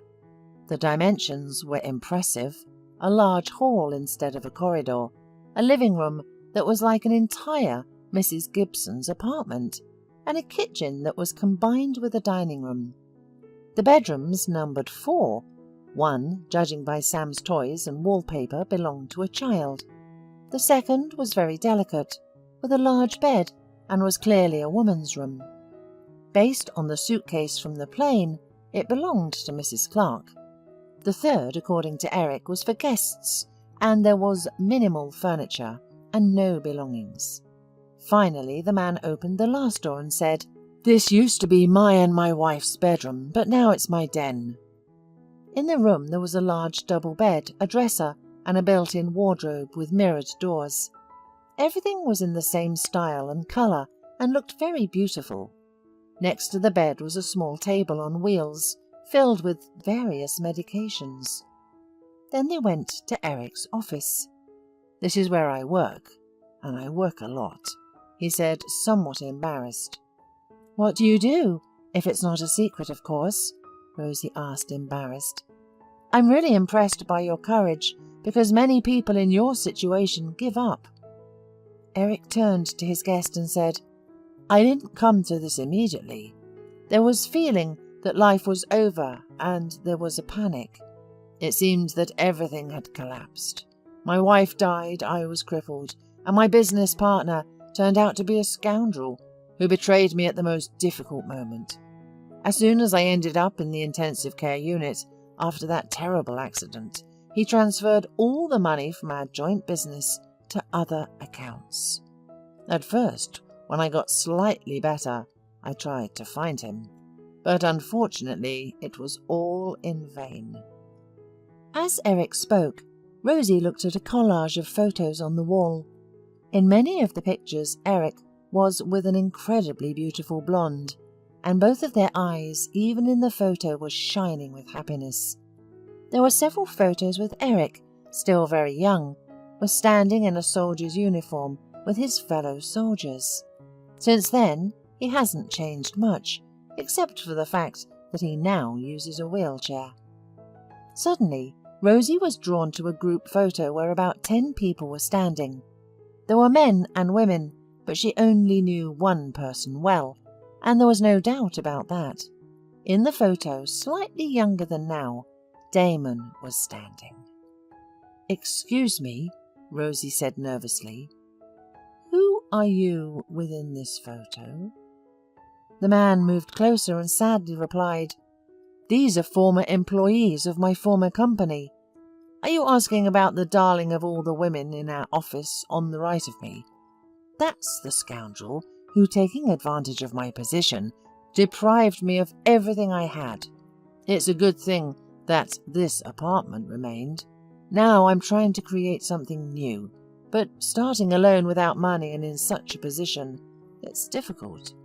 Turning to Eric, Rosie said with a hint of joy in her voice, "I think I can help you. Unfortunately, I know very well the person who betrayed you. He betrayed me too, or rather my love, but that's not the point now. He hasn't disappeared anywhere. He usually flies on the same flight, only he has been trying to avoid me lately. He told me, by the way, that the business came from wealthy parents who died some time ago." Eric slapped his legs indignantly and almost shouted, "Wealthy parents? His grandmother raised him all his life, went out of her way to get her grandson an education, and he, having studied, got a job with me and sent her to a nursing home. I found out about this completely accidentally, already after he betrayed me. Then he said that his poor grandmother had died of a heart attack. A little later I was very surprised when he offered me to become partners. He had money then and decided to invest them in business.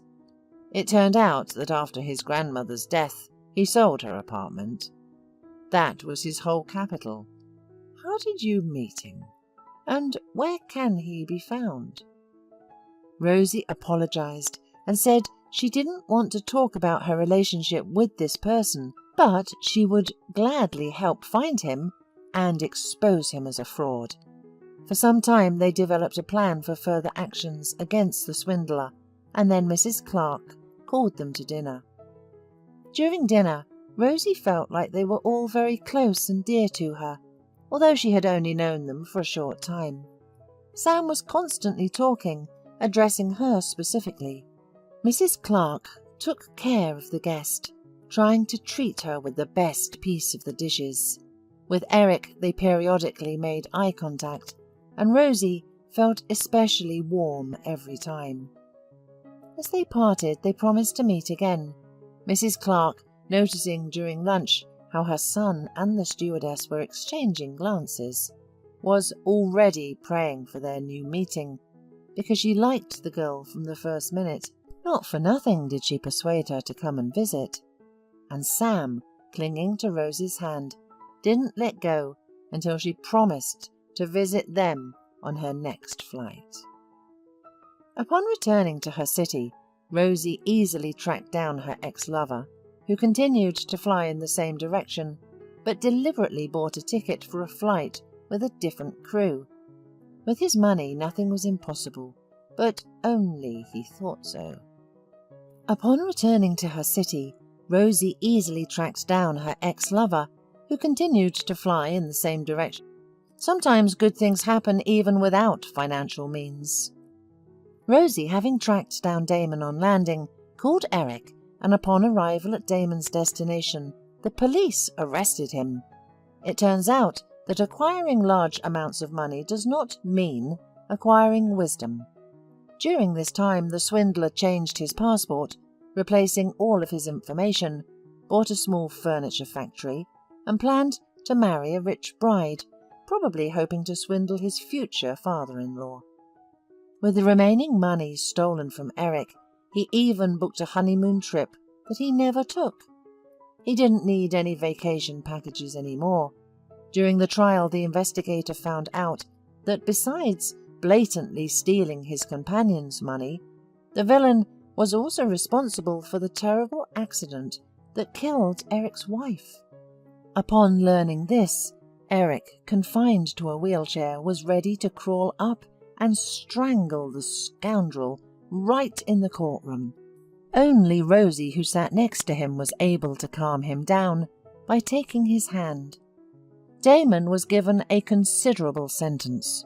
Eric got back a decent amount of money, which was used for a spinal cord operation. A year had passed.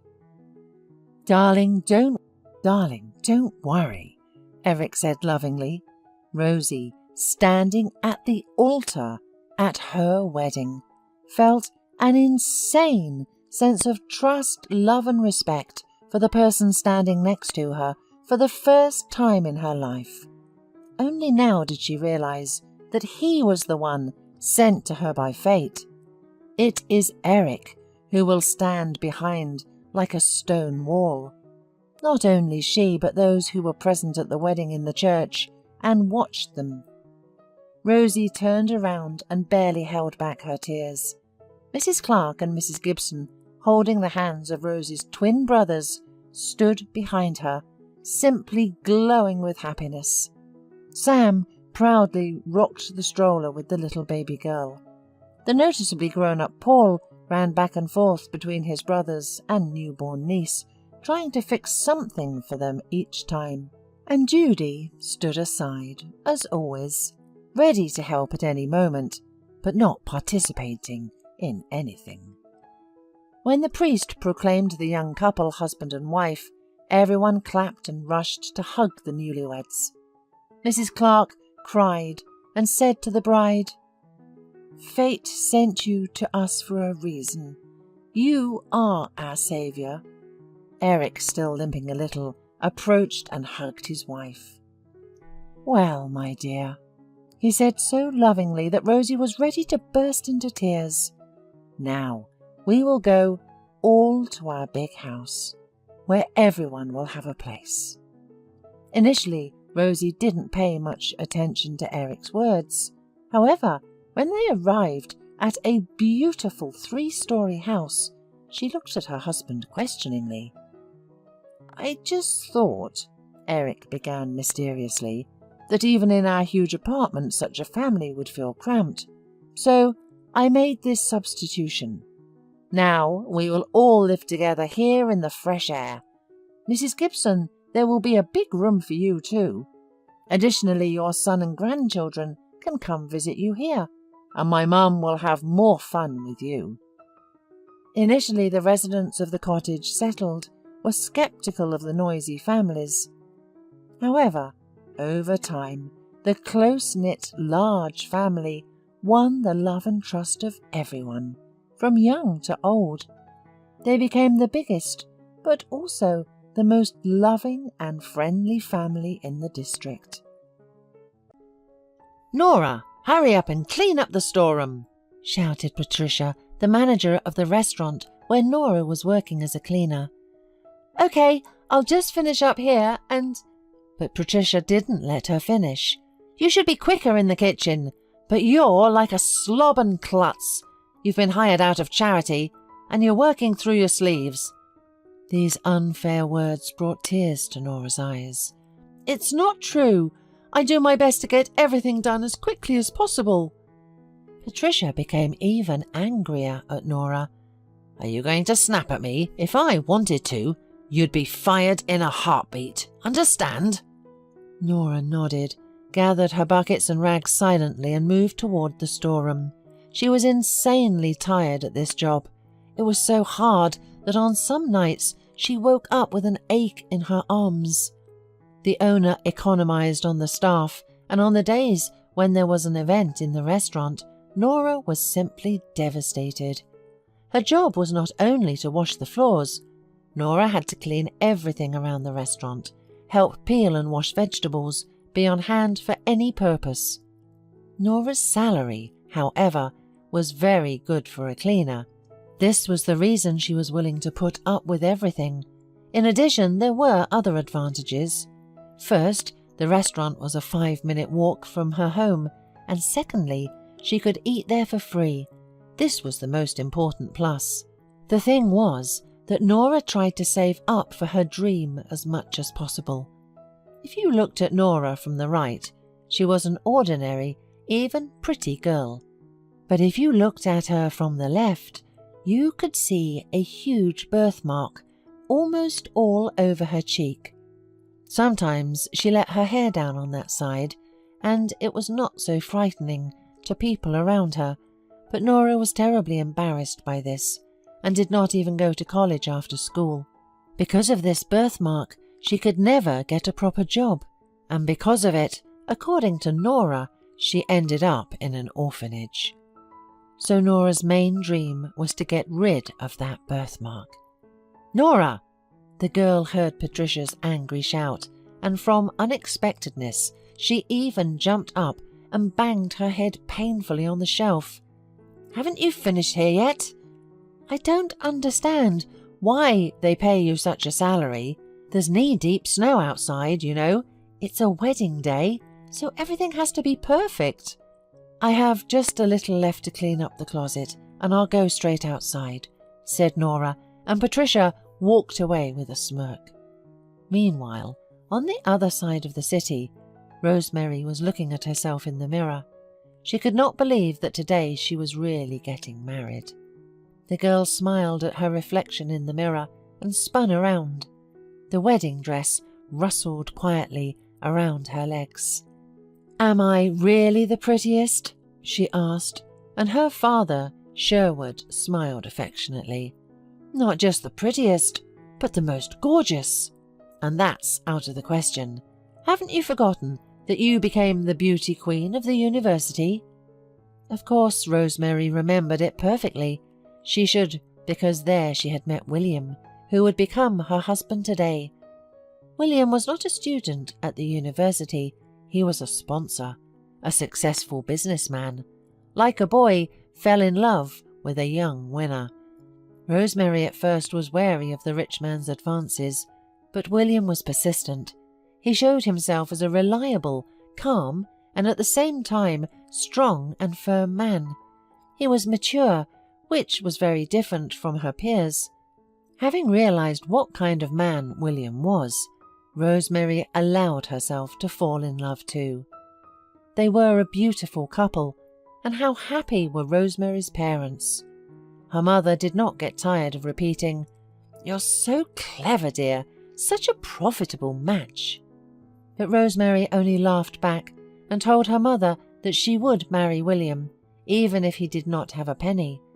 "But that would have been foolish. You need to value yourself," objected her mother seriously. Of course, Rosemary didn't like her mother valuing everything with money, but she had always been like that. Her father, on the contrary, was a gentle, kind, and unselfish man, and Rosemary loved him for that and pitied him very much. It seemed to her that he had never contradicted his wife, although he held a senior position and was entirely different at work. One day, Rosemary saw him reprimanding a subordinate. To be honest, if she had not seen it with her own eyes that it was her father, she would never have believed it. Arriving to the restaurant a little early, Rosemary's mother, Eleanor, walked between the tables one more time and finally nodded contentedly to Patricia. "You have prepared everything perfectly." Patricia smiled. "Of course. How could it be otherwise?" Eleanor looked at the administrator meaningfully.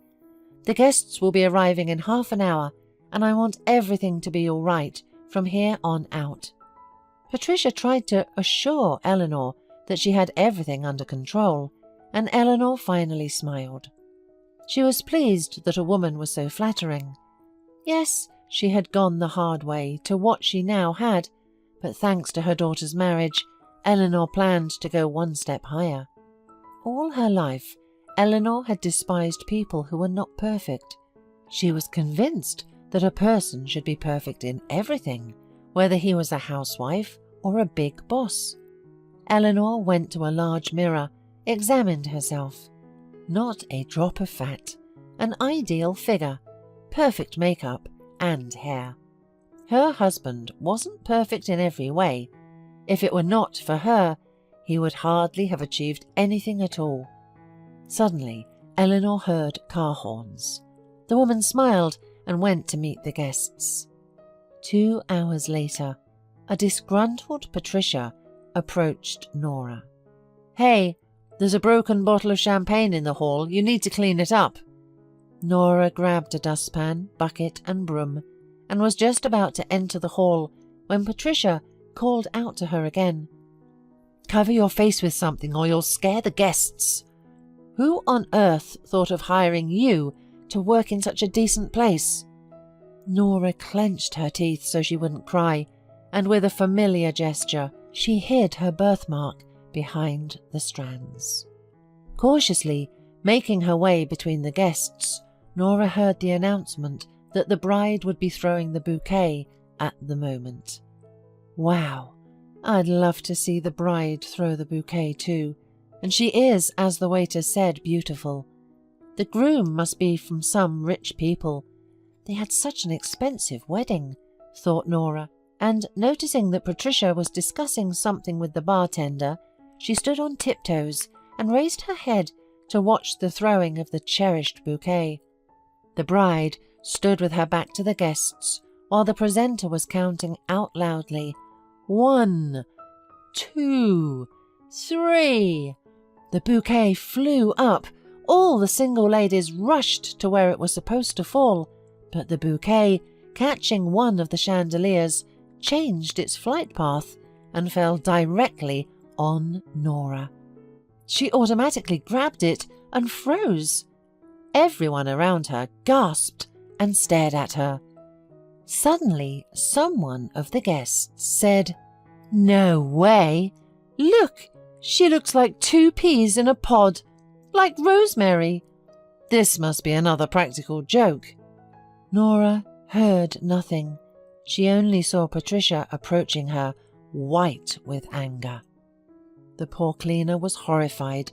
She even dropped the bouquet and was about to run into the back room, but someone caught her by the arm.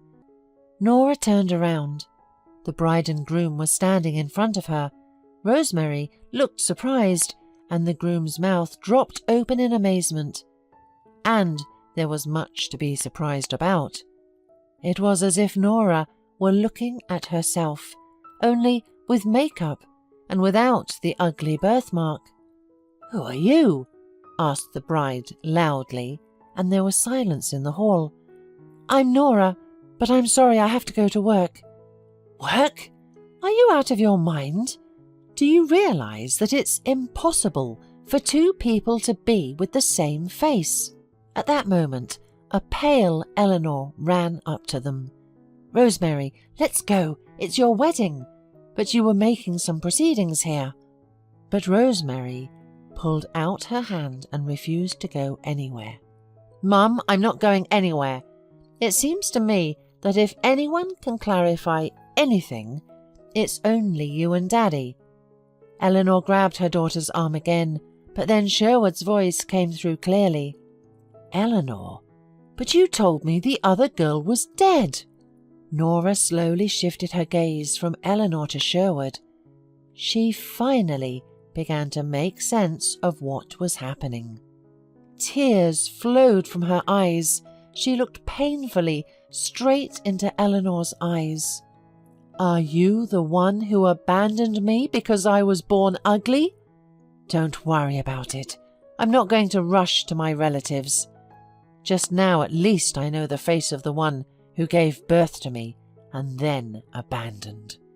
Nora shouted and ran out of the hall, knocking over a bucket of water on the way. She grabbed her jacket and left the restaurant, choking back tears. Nora sobbed all night until she was exhausted, and then she suddenly realized that nothing had happened. She had suspected before that her parents had abandoned her because of that birthmark, and now she just knew who they were. But the pain was she wasn't born alone, and the fact that she was now out of a job. Nora didn't notice how she fell asleep. She was awakened by a persistent ring on the doorbell. The girl opened and saw Rosemary and her husband on the doorstep. "Hello, may we come in?" Nora stepped back in silence. She had no idea why these people had come, but she really hoped they would leave sooner. William sat down in a chair and Rosemary remained standing. "Nora, I understand everything you're feeling right now, although I can't even imagine how this could happen at all. I can't believe that my parents could... for me, my world collapsed yesterday." Rosemary wiped away her tears, and William took her hand and continued for his wife. "Anyway, Nora, my wife, and I will not leave you. We have money. We'll pay for any treatment. Your friends at the restaurant told us that you're collecting money for that." Nora did not have time to answer because the doorbell rang again. "I think I know who it is," said Rosemary, and went to open the door. She came back already with her father. Sherwood had aged 10 years overnight. He walked over to Nora, looked at her for a long time, then said, "I'm sorry, daughter. If only I had known. When your mother was in labour, I was on a business trip. I was sent to the other side of the world for 3 months. I wanted to say no, but Eleanor insisted because it was a big step in my career. She promised me that she would somehow manage without me. And when I came back, well, she said that this sometimes happens with twins." A month passed. Nora was lying in the clinic, waiting for surgery. The doctor warned that it was a very complicated and not a quick process, but Nora was up for anything. Her father and Rosemary called her every day. Sometimes William picked up the phone and asked if she needed anything. In general, Nora felt very strange. She was used to being alone, and now she had so many close and caring people to help her in everything. The door creaked open quietly. Nora turned her head and froze. Her mother entered the room. When you were born, I thought my life was ruined. I imagined how everyone would point the finger at you and me, how our family would be discussed. And I wanted the perfect family. I couldn't do otherwise. I would have gone crazy. For a long, long time, I couldn't sleep at night, but then I convinced myself that I did the right thing. Now everything that was perfect, that I had built for years, has collapsed like it was nothing. I'm judged even by those whom I might say I spoon-fed. And then, why did I need all this? I understand that you don't like to see me, and I won't bother you. But let me come and see you once in a while. I can't visit you with my husband. We have nothing else in common anymore. Rosemary has turned her back on me. You see, all I have now is you, the daughter I had once betrayed. Forgive me, though I understand that such things cannot be forgiven." The woman stood up and walked to the door. There was no more proud posture, no more head held high. At the door, she turned around, and Nora said quietly that she would welcome her visits. There seemed to be a faint light in the woman's eyes, and she smiled weakly. "Thank you." It was getting dark outside. An autumn cold evening was approaching. "Mia, where are you rushing off to again?" asked Chad, noticing his wife eating on the go and constantly glancing at her watch. "My friend Julia asked me to stop by. Remember, I told you we lived together in the orphanage. Asked for help with some housework after a difficult surgery. I couldn't refuse," Mia replied, looking at her husband imploringly. "Mia, are you her servant? I don't understand you," Chad retorted. "Darling, I won't be gone long. I'll be back soon," Mia said, before running out of the house a few minutes later. Chad was the son of a general. His parents were against their son marrying Mia, an orphan from the orphanage. They had long predicted a career in diplomacy for Chad and dreamed of him marrying Milena, the daughter of a well-known businessman in town. Before meeting Mia, Chad was not averse to marrying Milena, for business, as his father put it. However, Chad wanted to pursue a career in business, not diplomacy. Mr. Rendon, Milena's father, persuaded him to do so.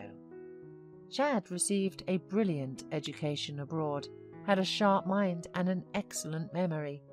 Mr. Rendon took it upon himself to hone the knowledge of his future son-in-law in practice, teaching him the basics and pitfalls of business. The man not only gave instructions, but also invested his own money in a new joint project with Chad. And so the business began to grow. Shopping centres opened one after another, and profits grew, settling in the pockets of the businessmen. "Well, son-in-law, soon we'll be related not only financially but also by blood," Mr. Rendon liked to say, smiling contentedly. He considered Chad the perfect husband for his spoiled daughter Milena, but there was no love between the young couple. "Well, it's okay, daughter. Only losers came up with the fairy tale of love and are fooling themselves with it. Chad is a great match for you, and as for love, you're both young, beautiful, and passionate. What can't be cured must be endured." However, Mr. Rendon's predictions were not meant to come true. Everything was turned upside down by Chad's chance encounter with a provincial girl named Mia at the cinema. She worked at a factory and rented a small room in a communal apartment. Love ignited in Chad's heart suddenly, even at the first meeting. What made Mia so attractive to him? Perhaps it was her kindness, sincerity, meekness, modesty, and tenderness, all the things that were completely absent in Milena. They had only been seeing each other for a week, but Chad, falling in love like a boy, realized that he couldn't live without Mia. The feeling was mutual. Mia was sure that she had met the man of her dreams, the one she constantly read about in romance novels. And now it had happened in real life. After several meetings, Chad proposed to Mia without telling his parents. When his parents found out what had happened, they were emotionally shocked. "Are you insane?" they screamed at him. "You are going to exchange Milena for this orphan without family? How will we face Mr. Rendon? He invested so much in you. Marrying this pauper is a disaster for everything, both business and normal life." But despite his parents' desperate objections, Chad did not cancel his decision to marry Mia. His love for her was 1,000 times stronger than his parents' attacks. Mr. Rendon reassured Chad's parents, saying, "Come on, don't be silly. He'll get married and then get divorced, I bet." He dreamed of a beautiful future for his daughter and would do everything to reunite Chad and Milena again. No guests attended Mia and Chad's wedding. Chad's parents barely crossed the threshold of the registry office and did not stay there for more than 10 minutes. But the young couple was happy together, despite everything. Chad rented a spacious apartment in a new building, and life flowed calmly and joyfully, like a family. Chad and Mia seemed to dissolve into each other and were already thinking about having a child. The peaceful idyll of Mia was suddenly interrupted by a phone call. "Mia, hello. You don't recognize me. I'm Scott, your brother. I returned from prison 3 days ago." Mia's heart sank. She knew how much Chad's relatives hated her, and she was afraid to reveal the whole truth about her family, saying only that she lived in an orphanage. Mia hid that her mother was in prison for causing serious bodily harm to her stepfather, and that she died there. Mia also did not reveal that her brother was also in prison for robbery. The girl was sure that if Chad's relatives knew about this, they would never have allowed her to marry Chad and be happy. And now this call from the past. "Mia, why are you silent? Maybe you're not happy. I heard you married a millionaire. You probably have a lot of money. Can't you share with your own brother?" "I need a little bit. I also need a corner to live for a short time. I'll look around and return the money right away." Mia did not dare to refuse her brother and quietly said, "I'll think about how to help you." Since she and Chad got married, she left her job at the factory at her husband's request. Instead of a salary, Mia now received money from her husband on a personal card.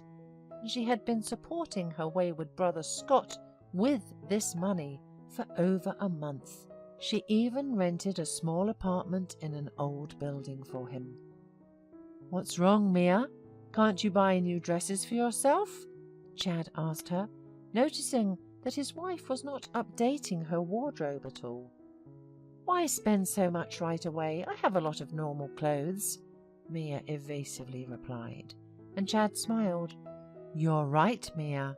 You're beautiful in any clothes." The only thing that worried Chad was his wife's frequent departures from home, especially in the last month, and today she had reason to leave the house again because her friend Julia asked for help. Chad knew Mia to be a kind and compassionate person who cared about the troubles of others, but he never expected her to go to such lengths. In fact, once again, Mia had gone to great lengths to help her brother by buying him groceries. She knew that if she gave him money, he would spend it on alcohol. Mia felt heavy-hearted. She knew her husband did not approve of her absences, and she was risking losing him. She tried to push away the negative thoughts, but they kept returning with renewed strength. Finally, Mia promised herself that she would tell her husband about her strange trips the next day. Little did she know, Milena's relatives did not accept Chad's decision to live with Mia. In fact, Mr. Rendon was hatching a cunning plan against Mia. He wanted to frame her for infidelity and thereby cause a divorce between Chad and Mia. Mr. Rendon's driver, Paul, accidentally saw Mia on the street with an unknown man. Just in case, he took a couple of photos and reported everything to his boss. "Well done, Paul. Excellent. You deserve a bonus from me," rejoiced Mr. Rendon. "I'm lucky. I don't even have to come up with anything. The fish itself swam into the nets. Paul, work a little more as a private detective. Watch Mia carefully. Where does she go when she goes out on the street? Maybe she's visiting someone." The driver, of course, was happy to earn extra money and immediately agreed. That fateful evening, Paul followed Mia and recorded the address of the house and apartment. He passed this information on to his boss. "Thank you," Mr. Rendon said, even more pleased. The next day, as soon as Chad entered the office, Mr. Rendon told him everything. "Take a look at who your wife is spending time with," Mr. Rendon sneered. "I think it's just a coincidence, nothing more," Chad replied calmly. "Don't think about it. Just check it out for yourself. I have the address," said Mr. Rendon, handing Chad a piece of paper. Chad refused to believe what was happening. He had no doubts about his wife's fidelity. However, the words of his failed father-in-law became a thorn in his heart. The dull pain in his chest didn't go away for several days. Finally, Chad decided to secretly go to the specified address without telling Mia. On the day Mia decided to tell Chad the truth, he did not come home from work on time. "Mia, I'll be delayed for a little while today. I have a lot of work to do." "Yes, of course, dear, and I'll go to the store. Do you remember you complained about my clothes?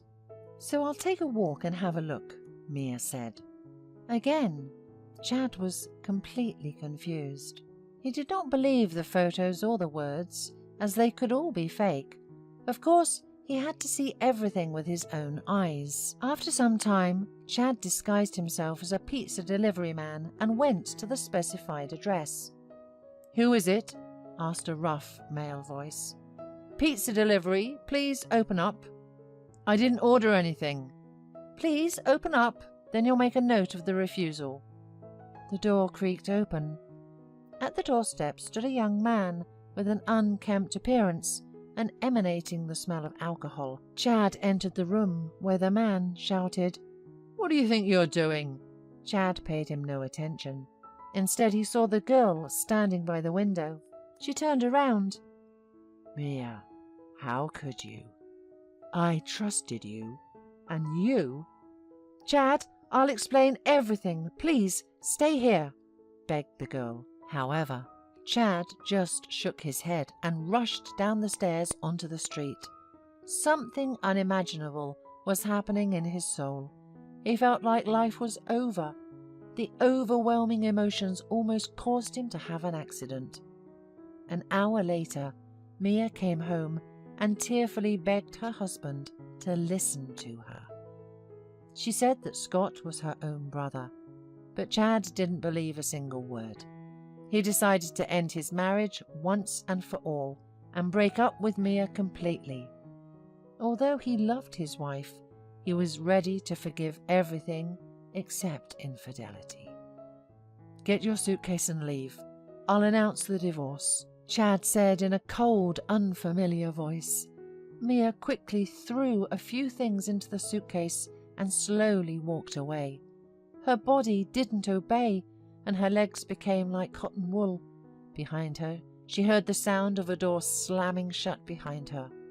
The girl sat down on a bench, hugged her head with her hands, and burst into tears. A phone call brought her back to reality. "It's Chad! Chad! He's changed his mind!" Mia cried out. But unfortunately it wasn't him. It was her friend Julia. "Hey Mia, how are you?" Julia cheerfully chattered. Mia couldn't take it and cried even harder into the phone. "Hey, are you home? I'll be there in 10 minutes. Since childhood, Mia always shared her most intimate emotional experiences with Julia. This time was no exception. "Yes, you messed up everything, and your little brother, that scoundrel, got involved.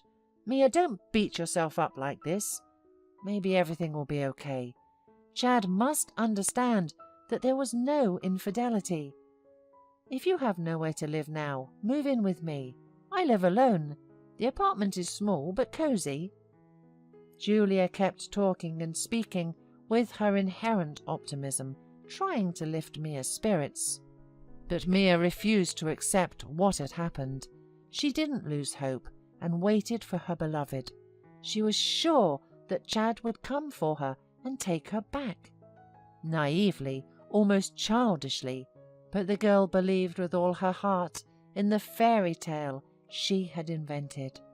Days passed one by one, and with each day Mia's financial situation worsened. Even small expenses seemed catastrophic as the remnants of the money given to her by Chad melted away. "Julia, I need to find a job," Mia said, realizing that waiting for her lost happiness wouldn't fill her stomach. "Yes," Julia replied, "I agree, my friend. We can't go on like this for much longer."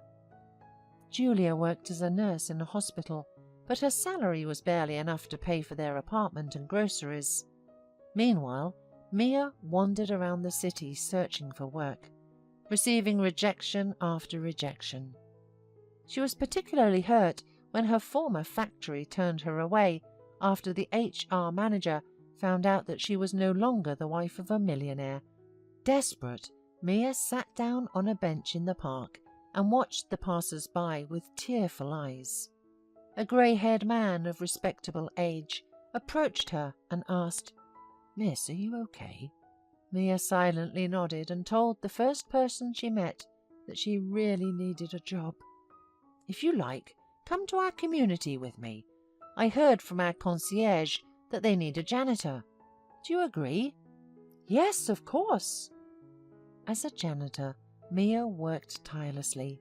Within a few days she rubbed large blisters, but it didn't bother her. At least she had her own piece of bread and wouldn't be a burden on Julia. But one day Mia suddenly felt sick, dizzy, and barely made it to the bench. After a few seconds the malaise went away and Mia returned to work. In the evening, the short attacks repeated. "Dear, something's not right. Are you pregnant, perhaps?" Julia suspected trouble. Mia was horrified at the thought, but soon her fears were confirmed. "Physically, you probably can't work anymore," Julia sighed. Even she, an optimist in life, was upset. Where could they get the money to support the child? However, she tried not to show her gloomy mood to her friend. Mia was thinking about something else entirely. "I need to tell Chad about the baby. He'll find out and be happy, and we'll be together again." Julia seemed to read her mind. "Why should you be the only one carrying this burden? The child has a father, and he should also be involved in its life." "I agree, Julia. I just need to see Chad. Everything will be the same as before." But Chad's mobile phone had not been answered since their breakup. So Mia mustered up the courage and went to his parents' house to find out where Chad could be found. Chad's mother opened the door and immediately attacked Mia, not letting her say a word. "How dare you come here, you ungrateful girl! You deceived my son. What more do you want?" Mia was stunned by the greeting, but found the strength to respond. "I need to talk to Chad and tell him he will be a father, and you will be a grandmother." "What?" The woman turned purple, her voice trembling with indignation. "Tell your lover. You have the child, then deal with him yourself." Tears welled up in Mia's eyes, and she could barely hold them back. "Anyway, if you came here, take this." Chad's mother handed Mia a few sheets of fine paper. "What's this?" Mia asked, confused. "Divorce papers. You won't have to go to court," the woman replied indifferently. "Also, Chad will soon marry a girl who is truly worthy of him, so don't come here any more." Mia didn't remember how she made it to Julia's house. Everything was a blur. Today she buried her last chance for a happy life. All that was left was a ridiculous existence. "What are you talking about, Mia? What ridiculous existence?" Julia encouraged her friend. "But money, what will we live on?" Mia worried. "As a single mother, the state will pay you, and I work. Maybe I'll take on 2 jobs. We'll live. We'll raise the baby. No worse than others." Julia supported her friend as best she could. In reality, she didn't believe her own words and was no less worried than Mia. But it was Julia's support that gave Mia the strength not to fall into depression. Despite her friend's persistent urging to give up work, Mia worked as a janitor until almost the very end of her pregnancy. On New Year's Eve, she gave birth to a daughter, whom the friends decided to name Sarah. Mia and Julia adored the little girl, but it was hard to provide for herself and her child. One day there was a knock on the door, and Scott was standing on the doorstep. "Hi, forgive me. I know you think I'm a monster because of me. You lost your husband. But people change, and I've changed for the better. You know, I'm not rich at all, but I'll help as much as I can." Mia couldn't refuse his help, and she had no choice. Thus, 3 years passed. They were difficult, but at the same time happy for Julia and Mia. They raised Sarah together and tried to deal with life's troubles together. Scott often came to visit them and helped as much as he could. Mia forgave him a long time ago. One day, Scott was walking on a crosswalk and intended to go to Mia and Julia's house. Suddenly, he heard the screech of brakes and a car stopped just centimeters away from him. "Excuse me, are you all right? Thank God." "For the first time in my life, I did not notice a pedestrian," said a frightened man approaching Scott. "Didn't you see me? Did you forget your eyes at home?" Scott grumbled, dissatisfied. He felt like he had seen the face of this driver before, but he couldn't remember where. "Consider it so. I can compensate you for moral damage," said the man, staring at the stranger. Suddenly, he realized that it was the same man he saw at the apartment with Mia. "Do you know Mia?" he asked loudly. "Of course I do. I'm her brother." "You shouldn't have left Mia. You ruined her life for no reason." "Ruined her life? Yes, that's right, I did. And not just for her, but for myself as well." Memories flooded Chad. He had met Mia, fallen in love against his parents' wishes, broken up because of a ridiculous incident, and regretted it ever since. His marriage to Milena didn't work out. Milena preferred a reckless lifestyle, spending her father's and husband's money.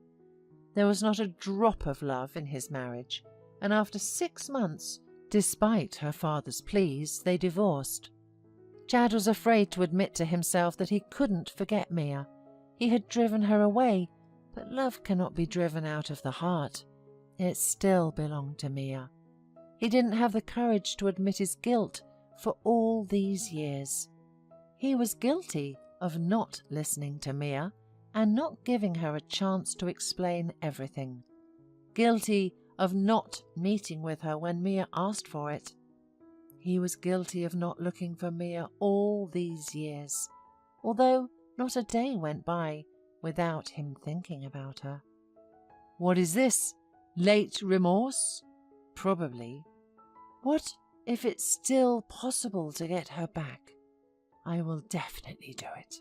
Now. When, if not now, Chad thought. He felt like he was hit by an electric shock.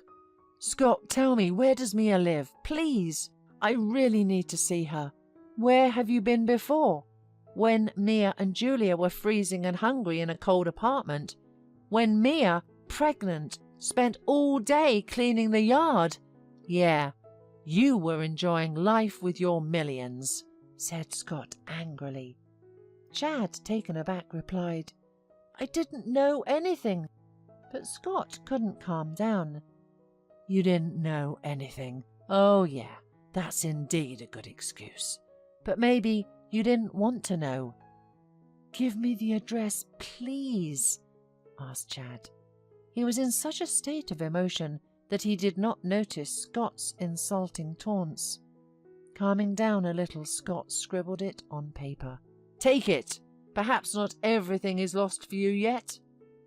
Chad ran up the stairs to Julia's apartment. However, the girl responded shortly to his heart-wrenching monologue. "Don't break the drama in 2 acts in front of me. You hurt Mia, hurt her badly. So it's up to her to decide whether you should be in her life or not. By the way, she should be back from work right now." At that moment, the door opened and Mia, emaciated and growing up, entered the apartment. Chad couldn't take his eyes off her.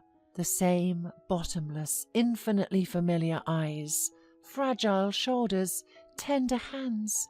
Mia, his Mia.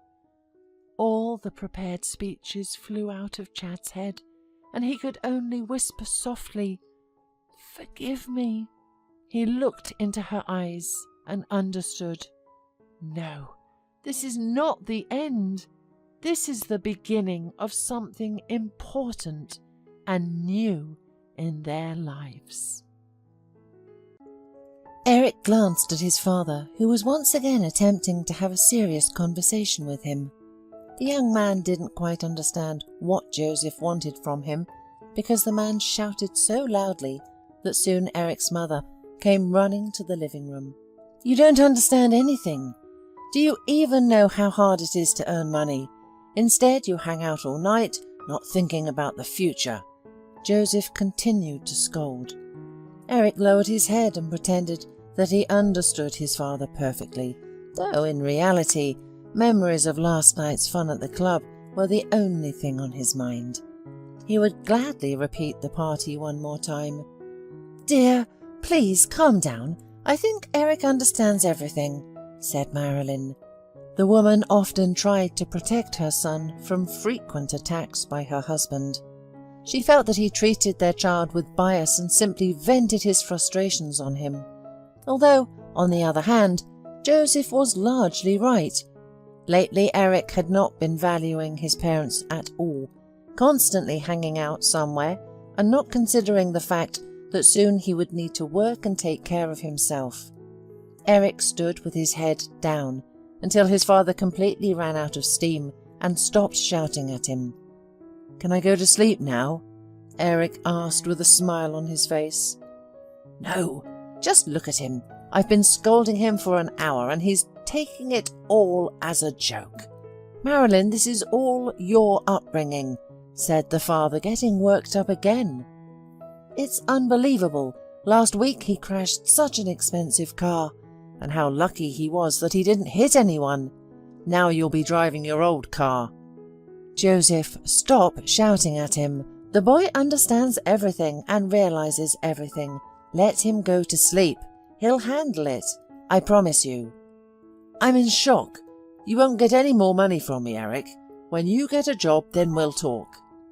The father waved his hand and went to his study. Marilyn winked at her son, indicating that now was the time to go to his room and finally to go to sleep. Eric looked at his mother closely and went to his room. Marilyn finally breathed out. She fixed her hair and went to her husband's study. "Joseph, let's have a serious conversation." "There is nothing to talk about. You're helping your little son in everything. Look at what he's become. I'm ashamed to look at him, and it's embarrassing to admit that he's my child." "Joseph, calm down," Marilyn pleaded. "If you came to talk to me about Eric, the conversation is over. I will not give him a penny anymore. When will he start earning a living for himself? After all, he is already a grown man." "But he doesn't know anything yet, especially since he's still studying at university." "I know how he's doing at university. I just haven't told you. But they've already called me from there." "Please give him another chance. He will definitely improve. Your shouting won't solve anything. Look at him. He's still a child. Remember yourself at his age. You also used to hang out at night and think of nothing at all." "That's not true. At 22, I was working in a factory in my spare time." Marilyn slowly stroked her husband's hand. She tried to persuade him to be kinder to their son. She was terribly tired of constant family arguments. Joseph had his own business, to which he had devoted almost half of his life. The man earned well and was a well-known person in the city, and Marilyn was just a housewife. She had never worked anywhere in her life, and during arguments, Joseph would sometimes say that Eric looked very much like his mother in this. Eric was studying in his 3rd year of university and was fully supported by his parents. The news that his dad wouldn't give him any more money scared him a little. However, he hoped that, as always, his father said it in anger and would completely forget about it within a few hours. But this time, everything turned out differently than Eric thought. He woke up after 5 hours and went to the kitchen. Mum was there as usual making some pies. "Mum, where's Dad?" "He's in his office. Do you need something from him? I had better not go there if I were you today. He's so angry that I'm scared too." "Yes, I need some money. We want to go to the tourist camp with my friends this weekend." "Oh, Eric, honestly, I'm not sure about that. I don't think your father will give you any more money."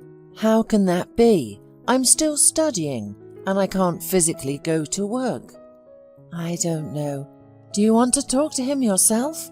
I've already talked to him today, and it didn't end well."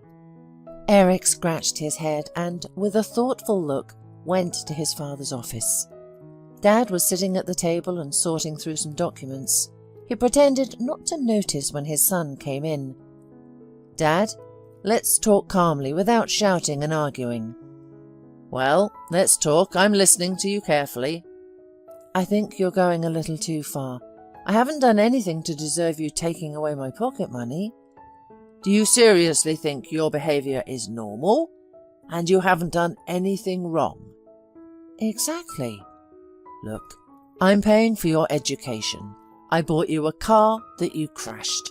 I gave you a place to sleep. I buy the food you eat. And I am tired that you don't value anything. I'm telling you again, you won't get a penny from me anymore. Go, work, do what you want. If I find out that your mother is giving you money, I'll kick both of you out onto the street. You're both getting on my nerves." Eric attempted to reason with his father, but ultimately found it to be futile. He then went to the kitchen to speak with his mother. "Mum, Dad said I won't be getting any more money, but how will I live? I'm still studying." "Well, I have some savings, but they're minimal. Your father doesn't know about it." "No, Mum. He said if you give me any money, you'll be kicked out onto the street with me." "Let him dare," said his mother with a smile. Eric stood in the kitchen for a while and then went outside. He decided to meet his friends and find out where they worked, since he had to do the same. Today he realized that his father was determined and unlikely to change his mind.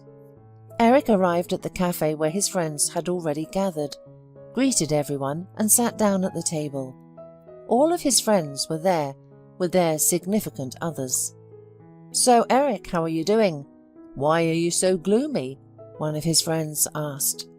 "Well, I don't even know how to say it. I just had a fight with my dad. He said he won't give me any money anymore." "That's not a problem. You obviously have credit cards. Use them, and your father will pay later." To be honest, Eric had forgotten that he had credit cards in his father's name. He smiled and took out the credit card, heading to the bar to order himself a cocktail. "Sorry, your card is not working," the bartender said. "The bank refuses to pay for your purchases." "I see. Okay, I'll call the bank right now to find out what's going on." Eric took out his phone and called the bank to find out why his credit card wasn't working. They told him that all the cards were blocked by the owner of the bank account. The guy was in complete shock. Did his father really decide to never sponsor him again? Eric returned to the table with his friends looking sad and they immediately understood what had happened. "Eric, you just need to get a job." "Where should I go? I'm still studying." "So what? I, for example, also study, but I work as a waiter in a cafe." "Seriously? You work? But why? You seem to have well-off parents, right?"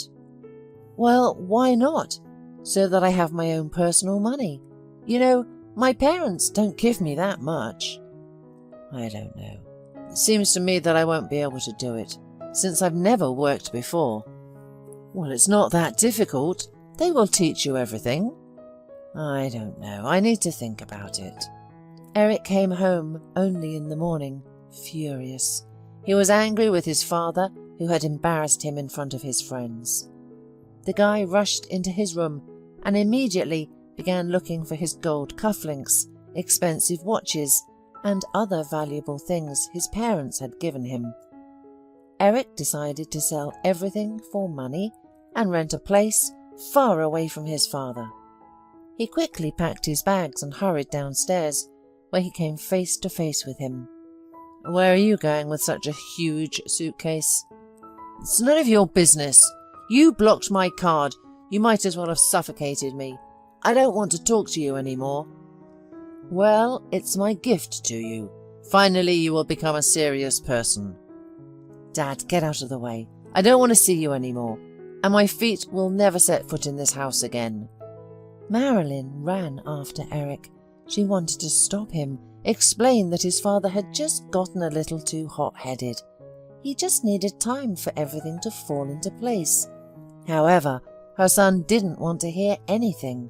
Straight from home, Eric went to the pawn shop where he left all his things that he had been collecting since childhood.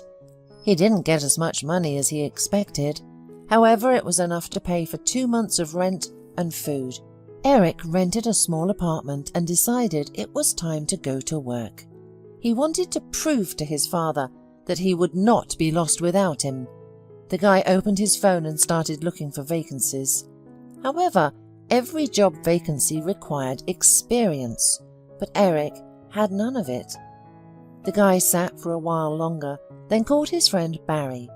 He wanted to know where Barry found his job, the one he was working at now. But his friend told him that he got the job through acquaintances and that it was difficult now. "So what do I do?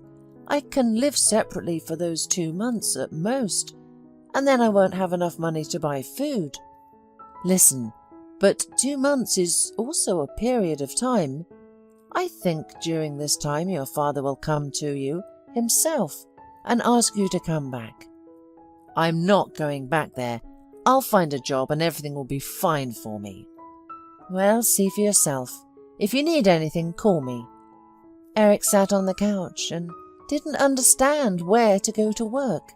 He really wanted to prove to his father that he could earn money, live independently.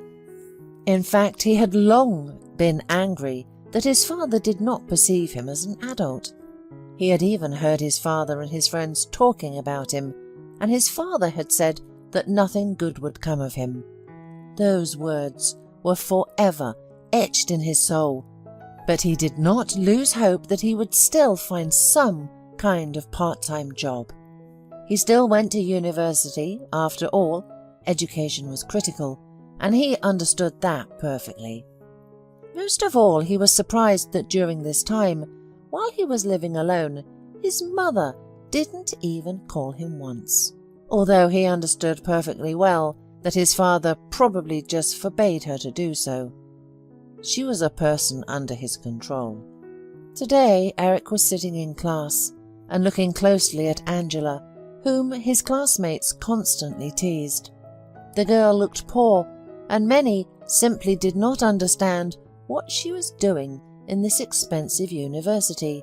Sometimes he thought about the fact that he would soon be wearing all sorts of tasteless stuff like Angela. He really didn't want that, but everything was moving towards it.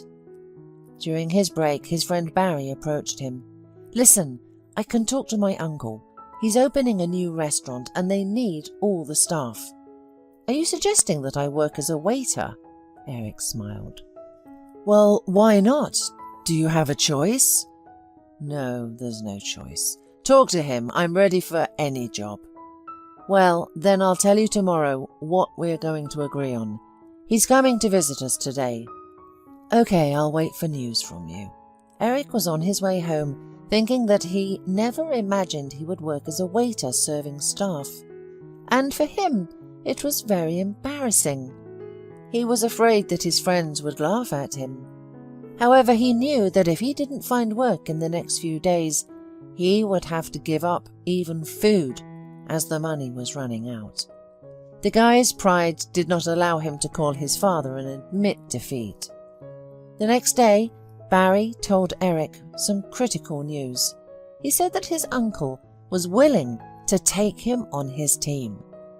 Oh, thank you so much. I couldn't have done it without you. Hey, do you want me to tell you a secret? What? Other secret? My uncle hired our Angela too. You know, the one who walks like a ghost. She has some problems. I don't know how she managed to negotiate with him at all. Are you serious? Am I going to work with Angela? Well, I'm not surprised. She definitely needs a job. I look at her and understand that even in the worst of times, I don't look as bad. The next day, Eric went to an interview where Barry had sent him. There he saw Angela. Hi, what are you doing here? Eric pretended not to know that the girl would be working with him. Well, I decided to take a part-time job. And what are you doing here? I also decided to take a part-time job. I thought guys like you never work. Angela looked away, inadvertently offending Eric. Guys like me, on the contrary, work a lot. I see. Okay, I won't bother you. Eric was hired for the job, just like Angela, and now they were colleagues. Since the young people started working together, Angela seemed less boring to Eric. Of course, he had always liked entirely different girls. However, since he had run out of money, these girls also disappeared. Now Eric went to his new job every evening. In principle, the work was not difficult, and he didn't get as tired as he initially thought. One day, he finished his work as usual and began to get ready to go home. He quickly got dressed and headed for the exit when suddenly Angela called out to him. Eric, wait, please, don't go anywhere. Eric stopped and waited for his classmate, who was tying her scarf on the go. What do you need? Eric, could you please give me a ride? I need to get home urgently, Angela asked him. A ride? Well, I'm not rushing today. Let's go, Eric replied. Eric wasn't really keen on taking Angela anywhere, but today she had a look of panic in her eyes. The man thought that something must have happened to her, otherwise why would she have turned to him for help? As it turned out, Angela lived almost at the other end of the city, and Eric became genuinely interested in how she usually got there. Angela, how did you get here? There aren't any direct buses or subways here, are there? He asked. I take 2 changes, just like I do to get to our university, she replied. Wow, I probably wouldn't bother to travel so far, Eric said.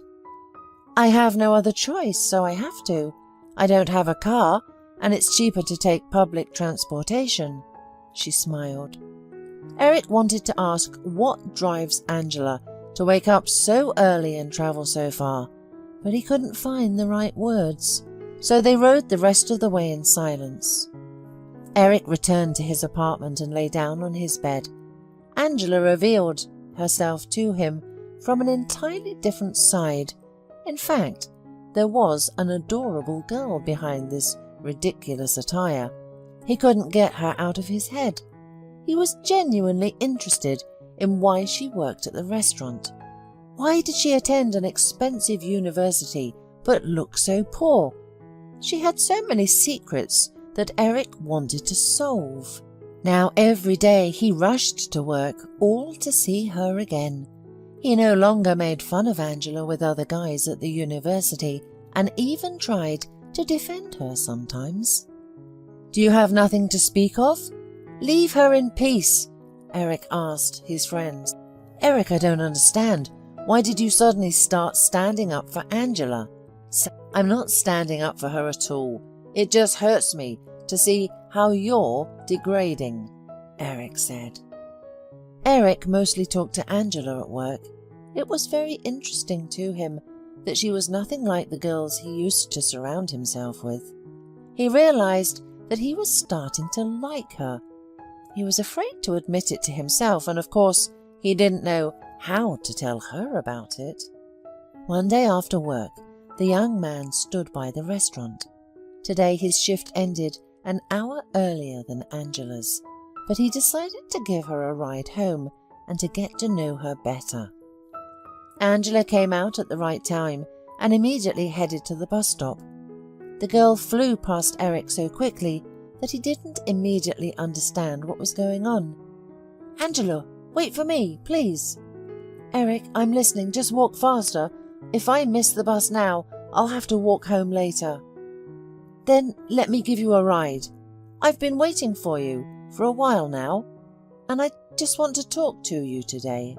Angela smiled, and Eric felt a warmth in his soul. "Well, if you really want to let me down, I don't mind in principle." The girl got into Eric's car and they drove towards her house. Eric really wanted to tell her that he hadn't been able to sleep for over a week without thinking about her, but he thought it would sound ridiculous, so he didn't say anything. The only thing he could say was that if she ever had time, he'd love to go out and have coffee with her. "Thank you so much. I didn't think you were such a nice person. You look very different at the university. Well, if you ever need a ride or anything, just let me know." Angela looked at him, then kissed him on the cheek and ran home. Eric drove back. The mark of her kiss still burned on his cheek, and it made him feel good to remember it. He couldn't sleep again, all spinning and thinking about the girl who was still a mystery to him. It was all rather strange, for he had never felt this way before. But at the same time, he was also very ashamed. He wondered how his friends would react if he started dating such a poor girl. He couldn't stop thinking about it. Finally, having decided that he didn't care at all about the opinions of others, Eric finally fell asleep. A whole month went by like that, and he didn't even notice how fast the time was passing. Eric received his first salary and was very surprised. Before, he could easily spend such a sum of money at a nightclub. Now it was money for the whole next month. Eric couldn't cook, so he often went to cafes, but he actually missed the home-cooked meals his mother used to make for him. Sometimes Eric would call her to see how she was doing, but his mother spoke to him very timidly and kept repeating that his father was still angry with him. As for Angela, now Eric communicated with her very often at the university. They recalled funny moments related to their work. "And you remember that client who was sitting by the window, stroking his belly? Funny," Eric reminded Angela. "Of course I remember. He's a very funny man in his own right." Eric's classmates looked at them and didn't understand what was happening between them. Why had they become so close? This situation amused everyone a little, but at the same time made them tense. Especially the girls, whom Eric used to be close to, didn't like it at all. One day, leaving the classroom, Eric asked Angela to help him. "Angela, please don't think anything wrong. I have just no one else to turn to. Well, you know my story. My parents rejected me and I really don't know how to cook at all. Lately I'm exhausted of always having to go to cafes for lunch and dinner, and besides it costs a lot of money. Do you want me to teach you how to cook?" She widened her eyes. "I would love that. and we also need to go to the store together because I have nothing to cook with at home." Angela looked at him, smiled, and of course agreed.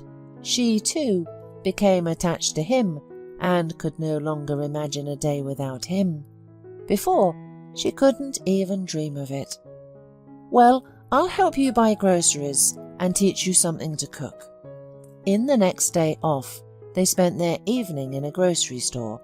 Eric watched Angela carefully, observing how she chose products. The girl read the composition, looked at the price, and Eric had never done that before.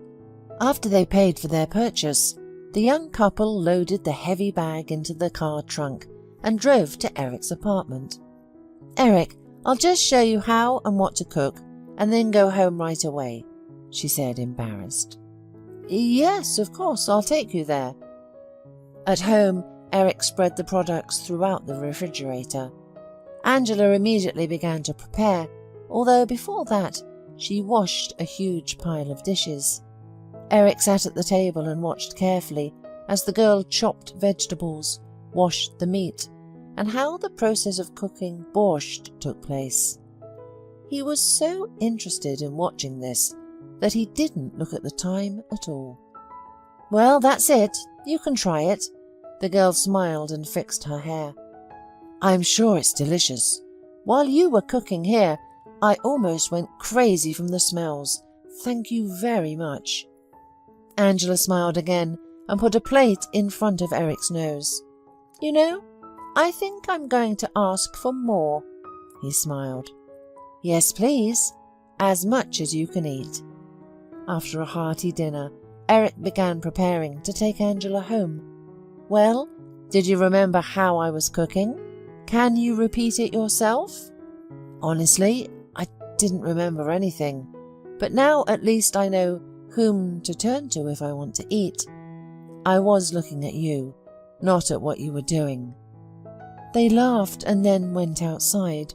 It was late at night in the yard, and the air was very fresh. Eric had never noticed before that it was so easy to breathe at night. Usually he returned home at that time from the club, and then he didn't pay any attention to such little things. "Angela, thank you so much. Thanks for the most delicious dinner. Thank you for being here with me." The girl blushed sharply. She didn't expect such warm words. They were driving very slowly because Eric didn't want to part with her. "You know, I probably should have confessed for a long time, but honestly, I still don't know how to choose the right words." "No need to pick anything, just say how you feel." "Well, to be honest, I think I'm starting to like you. I can't handle it. Every night I think about you." "Are you serious now, or is this your joke again?" "Of course I'm serious. Can you joke like that?" "I don't know." They arrived at Angela's house, and she quickly jumped out of the car and ran home. The guy didn't understand anything.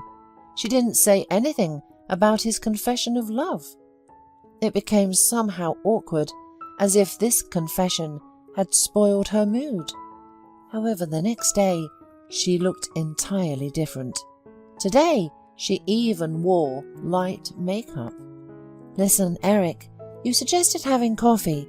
Let's do it today after work." "With pleasure." After work, they sat in a cafe, drank coffee, discussed different topics, and Angela admitted that she also likes Eric. Moreover, she had liked him for a very long time, and yesterday's confession surprised her a little.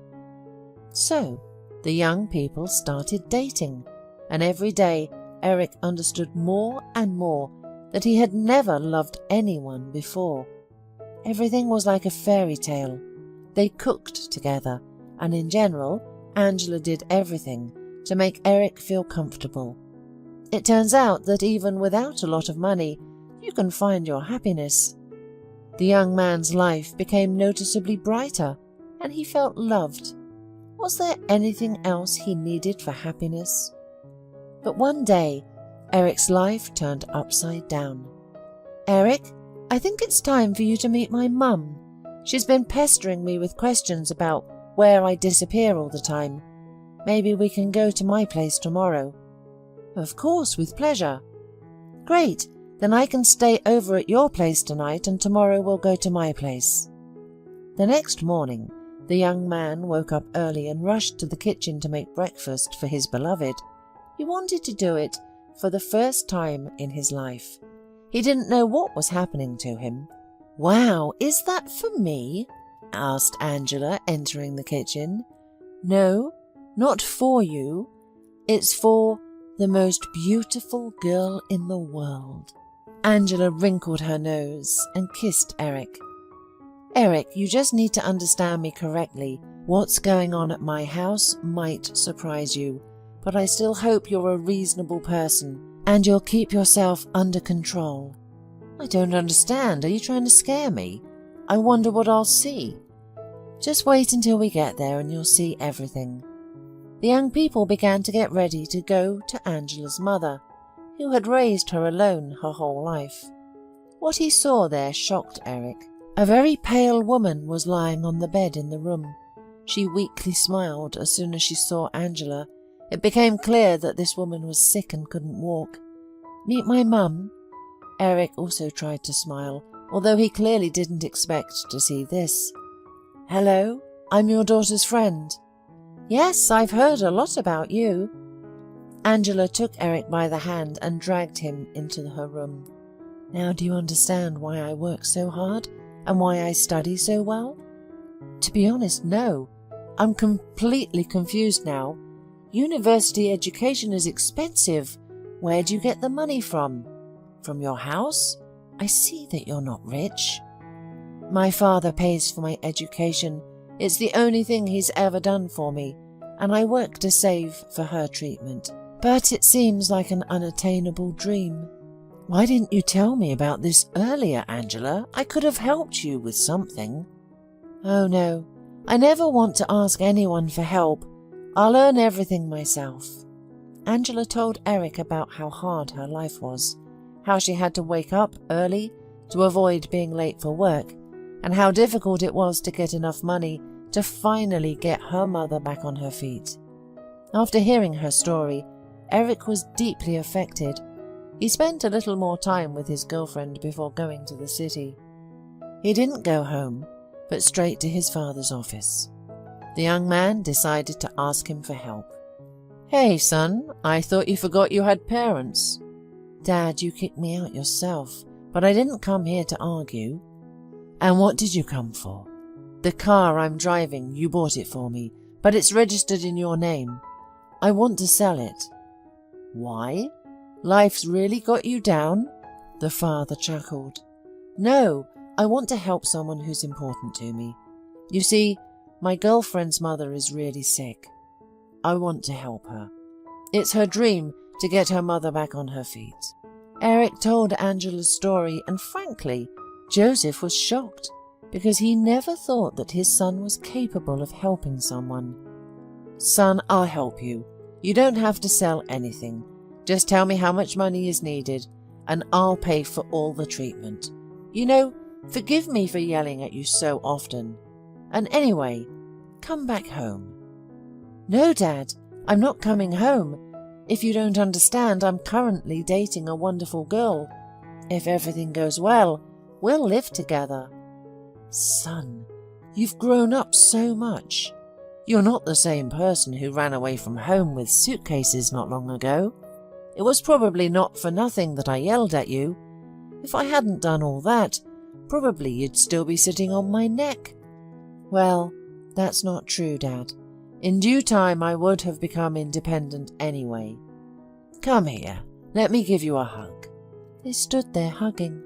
Eric missed his father too, and sometimes he missed his sharp words.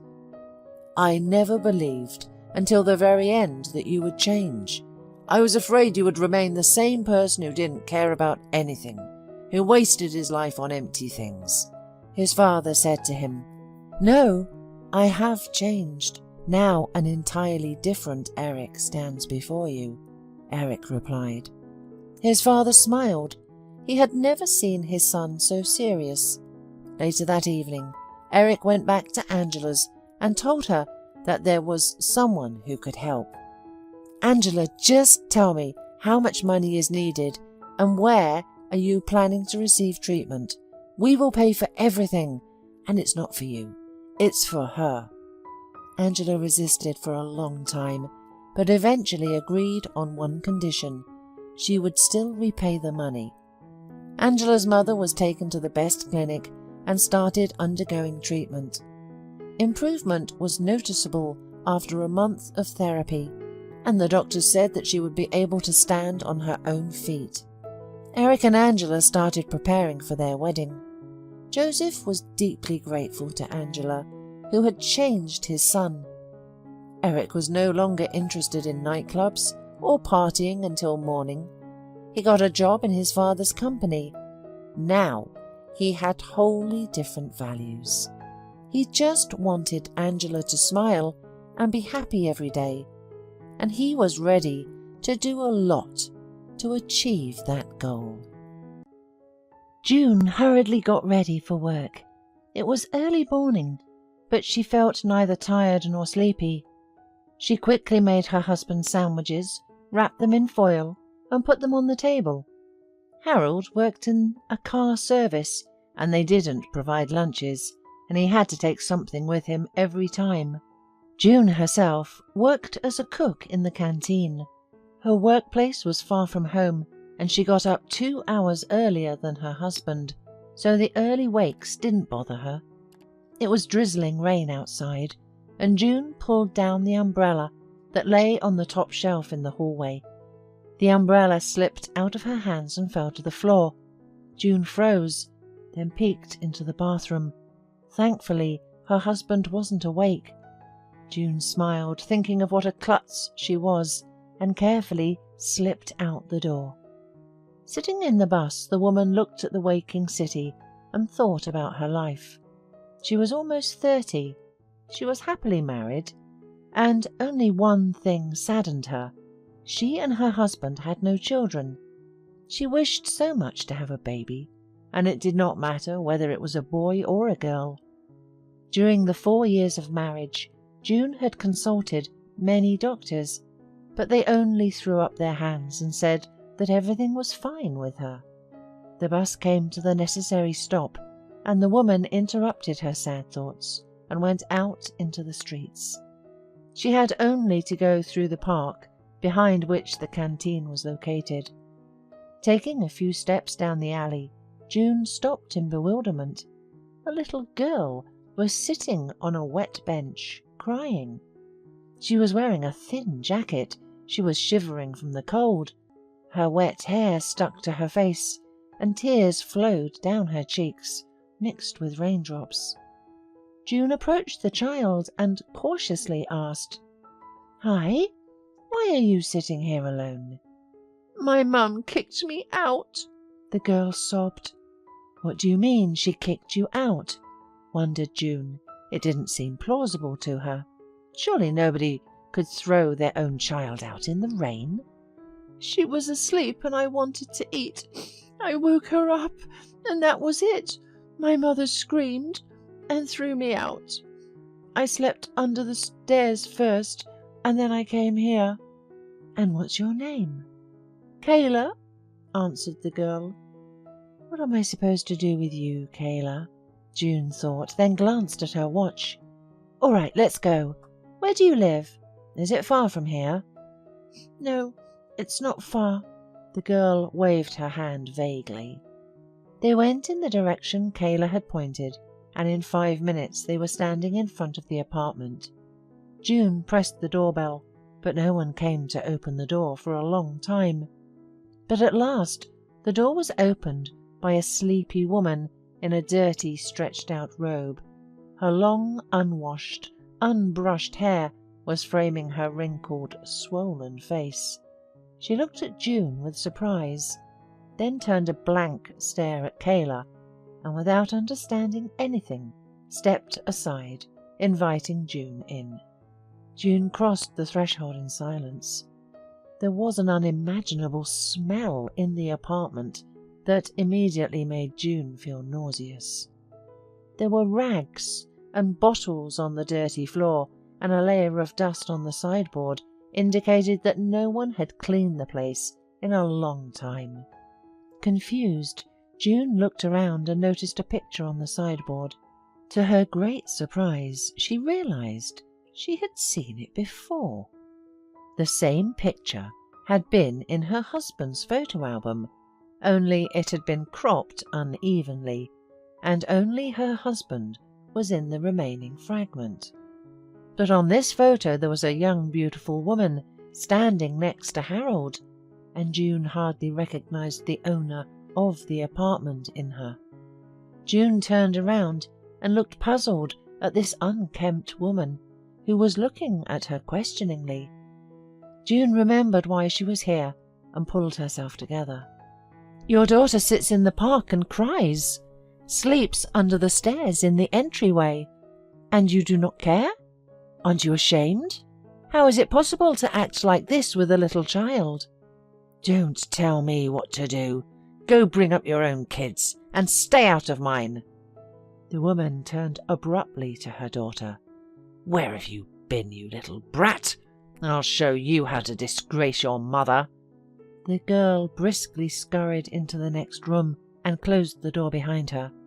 Her mother came up and started pounding on it with her fist, shouting curses and swearing. June realized that there was nothing more for her to do here, so she turned around and left.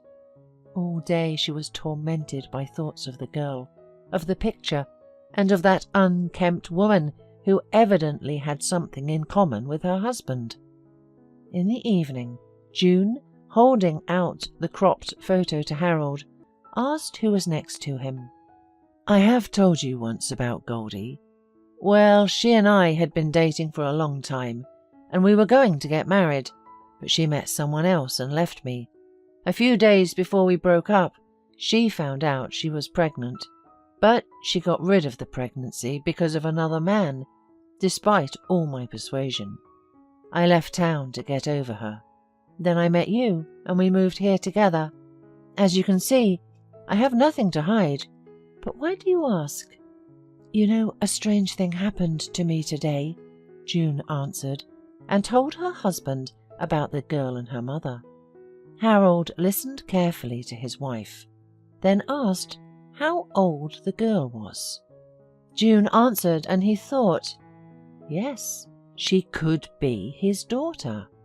June told Harold exactly where the girl and her mother were living and went to bed. She felt tired, broken down, and also had a bad headache.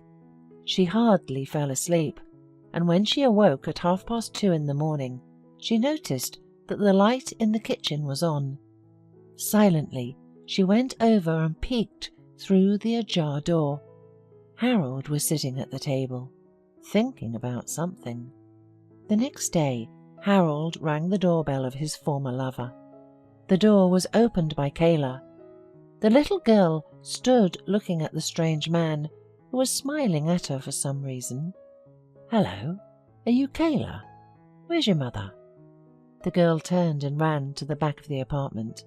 "Mum, there's someone here to see you." The swollen face of a woman looked out of the room. Harold looked and hardly recognized Goldie, the woman he had once loved so much. "You? What do you want? Why did you come? Nobody called you here," she said with anger and surprise at the same time.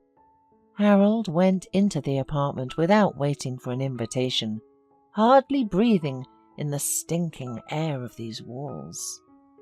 "Goldie, I need to know the truth. Kayla, judging by her age, could be my daughter. Is that true?" The woman swayed with a hiccup and looked up at Harold. "Lend me some money, will you? Well, I really need it. You haven't paid me alimony, and I feed her, I dress her. I never took a penny from you. At least give me 50 now."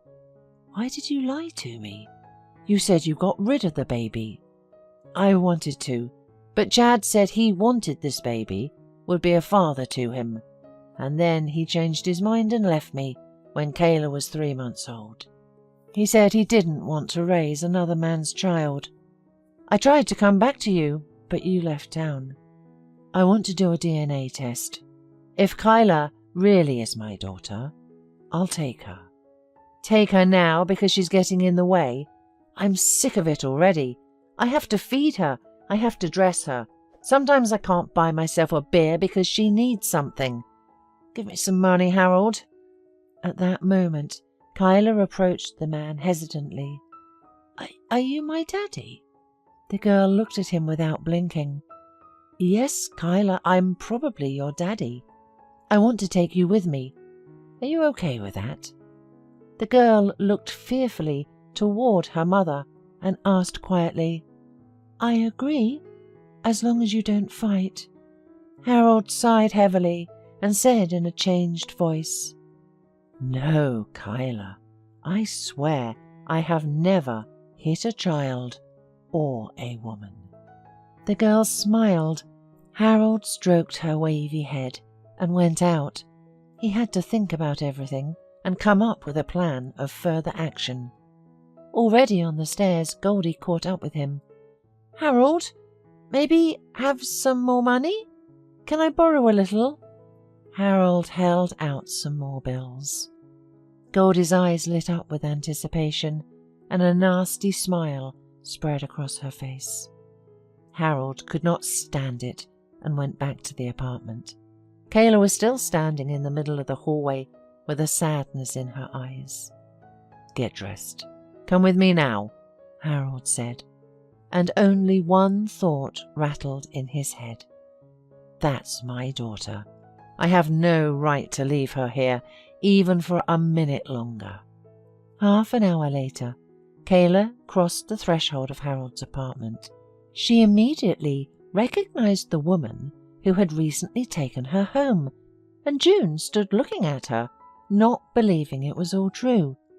When the bathed and fed Kayla was playing in the room with the cat, June asked her husband, Do you seriously believe you did the right thing?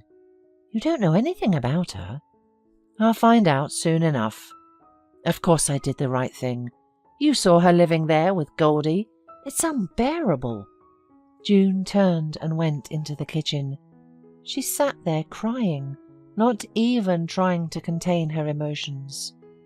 Well, why is this happening to her? She really wanted children, but she couldn't have them. But she would have cherished her baby like the apple of her eye. Now they have Kyla. How is she going to treat her? What if she could not treat her properly like a mother? A wave of burning resentment against her husband, against Goldie, against life came over June. At that time, she felt someone stroking her head. June thought it was her husband, but when she looked up, she saw Kyla. Is something hurting you? Or are you bumped into something? I cry a lot when I bump too. Do you want me to tell you a good fairy tale? I know a good one. June sobbed and held the girl close to her. A year passed. Harold did the DNA test, but only to have less trouble with the adoption. The couple decided right away that in any case, regardless of the result, Kayla would stay with them and they would fight for her. June sincerely loved her adopted daughter. They gave each other all of their unspent love and tenderness. Every day, Harold became more and more accustomed to the status of a father and that Kyla was his real daughter. And soon the unexpected happened. Since the morning, June felt bad. She even wanted to stay home, but eventually she went to work. After working for a few hours, the woman felt very faint. And then she abruptly collapsed in the arms of her colleagues, who ran up. The faint was long-lasting, and when June woke up, she realized she was in the hospital. What's the matter with me, doctor? June had never fainted before, and the sudden malaise seriously frightened her. We've done some tests. The picture will be clear very soon, but meanwhile, you'll have to stay with us. Your relatives will be here soon. They've been informed, don't worry."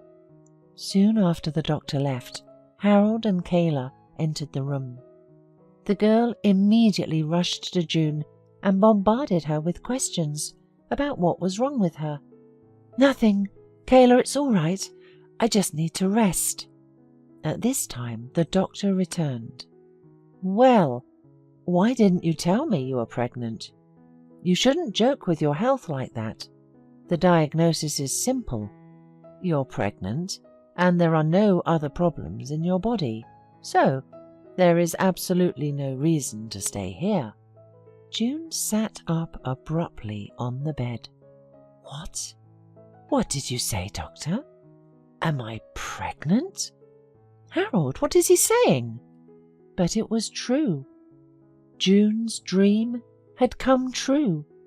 She gave birth to a strong, healthy boy. Kayla helped her foster mother with everything. June could not even imagine how she would cope with everything herself if it were not for her older daughter. And then little Camilla was born. There was no limit to Harold and June's joy. Now their family was big, friendly, and happy, and June was sure that this happiness had come to her house by one day along with the poor little girl with the kind big soul.